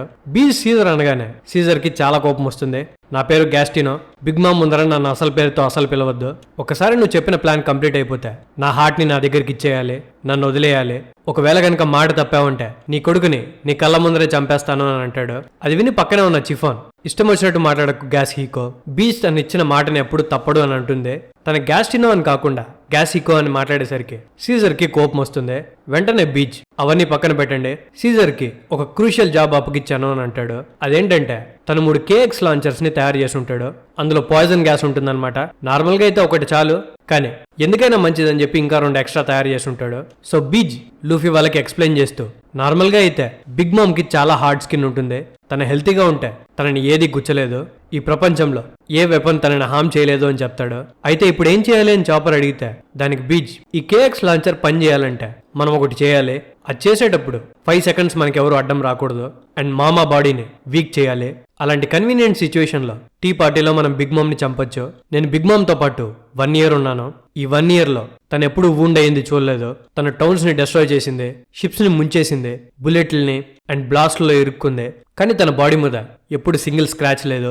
కానీ ఒక్కసారి మాత్రం తన మీద ఒక స్క్రాచ్ అవడం నేను గమనించాను. ప్రతి టీ పార్టీలోన ఒక సీట్ ఖాళీగా ఉండేది. ఆ సీట్ దగ్గర ఒక పిక్చర్ పెట్టేవాళ్ళు. ఆ పిక్చర్ మదర్ క్యారమెల్దే. ఆ ఫోటో బిగ్ మామ్ కి చాలా ప్రీషియస్. ఎందుకో తెలియదు కానీ మదర్ క్యారమెల్ అంటే బిగ్ మామ్ కి చాలా ఇష్టం. తనతో ఏం కనెక్షన్ ఉందో తెలియదు కానీ తను ఆ సిచ్యువేషన్ లో మాత్రమే వనరబుల్ గా ఉంటుంది అని అంటే పక్కనే ఉన్న చిఫాన్ అవును బీచ్ చెప్పింది కరెక్టే. సడన్ గా మదర్ క్యారమెల్ ఎవరికి కనిపించకుండా మాయమైపోయింది. అండ్ ఫ్యామిలీలో ఉండే వాళ్ళకి తన గురించి పూర్తిగా తెలీదు. ఒక టీ పార్టీలో ఒక వెయిటర్ చూసుకోకుండా మదర్ క్యారమెల్ పిక్చర్ ని పడేసింది. మామ రియాక్షన్ చాలా దారుణంగా అయిపోయింది. తన ఫేస్ పేల్ గా మారిపోయి ఒక పెద్ద అరుపు అరిచింది. అలాంటి అరుపు నేను ఎప్పుడూ వినలేదు. తను నార్మల్ గా ఆకలితో ఉన్నప్పుడు అరిచిన దానికంటే ఇది చాలా పెద్ద అరుపు. ఆ అరుపు ఎంత పెద్దదంటే చుట్టూ ఉన్న చాలా మంది ఎయిర్ డ్రమ్స్ పగిలిపోయాయి. కొంతమంది అక్కడికక్కడే స్పృహ తప్పిపోయారు అని చెప్తుంది. దానికి బీచ్ మేబీ తను అలా అరిచినప్పుడు తను హాకీ ఆఫ్ సుప్రీం కింగ్ ని రిలీజ్ చేసినట్టుంది. అలా అరిచిన తర్వాత తన మోకాల మీద పడిపోయింది. అలా పడ్డప్పుడు తన మోకాలకి గాయమైంది. అది చూసినప్పుడు ఈ మోన్స్టర్ నిజంగానే బ్లడ్ ని కూడా రాలుస్తుందా అని నాలో నేనే సర్ప్రైజ్ అయ్యాను. ఒక్కసారిగా ఆమె సిచ్యువేషన్ లోకి వస్తే తన బాడీలో ఉండే డిఫెన్సివ్ రెసిస్టెన్స్ తగ్గిపోతుంది. జస్ట్ ఆ పిక్చర్ పడిపోతేనే తను అలా రియాక్ట్ అయిందంటే తన కళ్ళ ముందరే ఆ పిక్చర్ ని గనక బ్రేక్ చేస్తే మామ చాలా వీక్ గా మారిపోతుంది. తను అలా ఉన్నప్పుడు మనకి 5 సెకండ్స్ దొరుకుతుంది. అలాంటి టైంలో మనం కేక్స్ లాంచర్ ని వాడతాం. బిగ్ మామ్ ని చంపుతాం. అండ్ తను చంపిన విషయం ప్రపంచం మొత్తం స్ప్రెడ్ అవుతుంది అని అంటాడు. అది విని చాపర్ కి డౌట్ వచ్చి ఒకవేళ తను అంత పెద్దగా అరిస్తే మనం కూడా స్పృహ తప్పిపోతే ఎలా అని అడిగితే దానికి బీచ్ 2 ఎయిర్ ప్లగ్స్ ని చూపిస్తాడు. వీటి పేరు ఇన్విజిబుల్ సింఫోనియా సిస్టమ్. ఇవి గనక పెట్టుకుంటే మనకేమీ వినిపించదు అని అంటాడు. దానికి లూఫీ జస్ట్ ఒక పిక్చర్ ని పగలగొడితే ఇంత వినాశనం జరుగుతుందా? అయితే ఆ టైంలో సాంజీ ఫ్యామిలీని సేవ్ చేస్తాను అని అంటాడు. దానికి బీచ్ అది అంత ఈజీ అనుకోకు లూఫీ. నువ్వు ఆ పిక్చర్ ని బ్రేక్ చేసిన తర్వాత తన పక్క నుండి తప్పించుకోవడానికి నీకు జస్ట్ 3 సెకండ్స్ మాత్రమే ఉంటుంది. సో 3 సెకండ్స్ కనుక నువ్వు సర్వైవ్ అవ్వగలిగితే అదొక మిరాకిల్ వర్కే. అండ్ ఆ రోల్ ని ప్లే చేసేది ఎవరో కాదు నువ్వే స్ట్రా హ్యాట్ అని అంటాడు. అలా అనగానే నామి అండ్ షిఫాన్ ఇద్దరు నువ్వు లూఫీని ఎందుకు ఇంత డేంజర్ లో పెడుతున్నావని క్వశ్చన్ చేస్తారో ఎందుకో తెలియదు కానీ లూఫీ చాలా హ్యాపీగా దానికి ఒప్పుకుంటాడు. అది చూసి బీచ్ నీ కాన్ఫిడెన్స్ నాకు నచ్చింది లూఫీ, కానీ నువ్వు ఆ పిక్చర్ ని ఎప్పుడు బ్రేక్ చేయాలో నీకు ఎలా తెలుస్తుంది అని అంటే దానికి లూఫీ సాంజీ పుడింగ్ ని కిస్ చేసినప్పుడు ఆ పిక్చర్ ని పగలగొడతాను అని అంటాడు. అది విని పక్కన ఉన్న సాంజీ రే ఈడియట్, నేను తనని కిస్ చేయను, తన నన్ను చంపడానికి ట్రై చేస్తోంది, తను నన్ను కాల్చడానికి ట్రై చేసినప్పుడు నేను ఆ బుల్లెట్ నుండి తప్పించుకుంటాను, అదే సిగ్నల్, గుర్తుపెట్టుకో అని అంటే లూఫీ గుర్తుపెట్టుకుంటాడు. దానికి బీచ్ సో సరే అయితే మనమందరము సేమ్ పేజ్ మీద ఉన్నాం. బిగ్ మామ్ అరవగానే అదే మనకు కావాల్సిన క్లూ. మొత్తం పార్టీ ప్యారలైజ్ అయ్యి ఉన్నప్పుడు తనను మనం చంపబోతున్నాం. అది కూడా 10 సెకండ్స్ లోపల జరగబోతుంది. తనని చంపగానే వీడు మన దగ్గరకు వస్తాడు, మనల్ని సేవ్ చేస్తాడు అని చెప్తాడు. అప్పుడు సీజర్ నేను ఎగరగలననే విషయం మీకు తెలుసు కదా, నా పక్కనుండే ఈ సైడ్ కిక్ అంటే బ్రూలీ మిర్రర్ ని తీసుకొని రెడీగా ఉంటుంది, మనం ఆ మిర్రర్ లో నుండి తప్పించుకోవచ్చు అని అంటాడు. ఆ తర్వాత స్ట్రా హ్యాట్స్ ని వాళ్ళ షిప్ లోపల ఒక మిర్రర్ పెట్టుకోమని అడుగుతాడు, తప్పించుకోవడానికి ఈజీగా ఉంటుంది కాబట్టి. ఇదంతా చూస్తున్న బ్రూలీ నేను అలాగైనా ఈ విషయం మామకి రిపోర్ట్ చేయాలి లేకపోతే కష్టం అనుకుంటూ ఉంటుంది. ఆ తర్వాత బీచ్ అందరితో మన మిర్రర్ ద్వారా మన బోట్స్ మీదకి వెళ్ళిపోగానే మన పార్ట్నర్షిప్ కంప్లీట్ అయిపోతుంది. ఈ బిగ్ మామ్ టెరిటరీ నుండి మనంతట మనమే తప్పించుకోవాలి. So best of luck gentlemen అని అంటాడు. సో మొత్తానికి ప్లాన్ ఫిక్స్ అవుతుంది. అండ్ ఇంకా పెళ్లికి 2 hours మాత్రమే ఉంటుంది. సాంజీ పెళ్లి కొడుకులా రెడీ అవ్వడానికి వెళ్ళాలంటాడు. బీచ్ కూడా మీరు మాత్రమే కాదు నేను కూడా వెళ్ళాలి, సెక్యూరిటీ పనులన్నీ బాగా జరుగుతున్నట్టు బిల్డప్ ఇయ్యాలి అని అంటాడు. సో మొత్తానికి వెడ్డింగ్ సెలబ్రేషన్ స్టార్ట్ అవుతాయి. టొటో ల్యాండ్ లో ప్రతి ఒక్కరూ సెలబ్రేట్ చేసుకోవడం స్టార్ట్ చేస్తారు. పుడింగ్ మ్యారేజ్ ని ఒక హాలిడేగా డిక్లేర్ చేస్తారు. జర్మా కింగ్డమ్ లో ప్రతి ఒక్కరు పెళ్లికి రెడీ అవుతూ ఉంటారు. అండ్ మొత్తానికి క్యాజల్ లో బిగ్ మామ్ నిద్ర లేస్తుంది. లేచి బ్రూక్ డమ్మీని చూడగానే ఇది పని చేయట్లేదు, నా స్కెల్టన్ చనిపోయింది అని ఏడుస్తుంది. కానీ పక్కన ఉన్న ప్రమెంతస్ అండ్ జూయిస్ బిగ్ మామ్ తో మీరు ఇప్పుడు బాధపడకూడదు, ఈరోజు ఒక బిగ్ పార్టీ ఉంది అండ్ అదే కాకుండా మీరు వెడ్డింగ్ కేక్ ని తినబోతున్నారు, సో ఆనందపడండి అని అంటే బిగ్ మామ్ వెంటనే హ్యాపీ మూడ్ లోకి వెళ్ళిపోతుంది. కట్ చేస్తే ఇంకోవైపు పుడింగ్ అన్నిటికీ రెడీ అయ్యి వెడ్డింగ్ డ్రెస్ లో కూర్చొని ఉంటుంది అనమాట. ఆ ఈడియట్ సాంజీని నేను చంపితే తన బ్లడ్ నా డ్రెస్ మీద పడి డ్రెస్ అంతా పాడవుతుందేమో. ఆ తర్వాత ప్రతి ఒక్కరు మైండ్ లో నుండి నేను మెమరీస్ అరేస్ చేయాలి, ఇది చాలా పెద్ద పంచాయతీ అవబోతుంది అని అంటుంది. ఇక్కడితో 560 చాప్టర్స్ కంప్లీట్ అవుతాయి. థ్యాంక్ యూ గైస్ లాస్ట్ వరకు చూసినందుకు. మళ్ళీ నెక్స్ట్ వీడియోతో వెంటనే రావడానికి ట్రై చేస్తాను. ఇప్పుడు క్లోతింగ్ బిజినెస్ వర్క్ లో ఉన్నాను కాబట్టి దీని గురించి కూడా అప్డేట్ ఇస్తాను. సో అప్పటి వరకు జాగ్రత్త. Love you, me anime professor.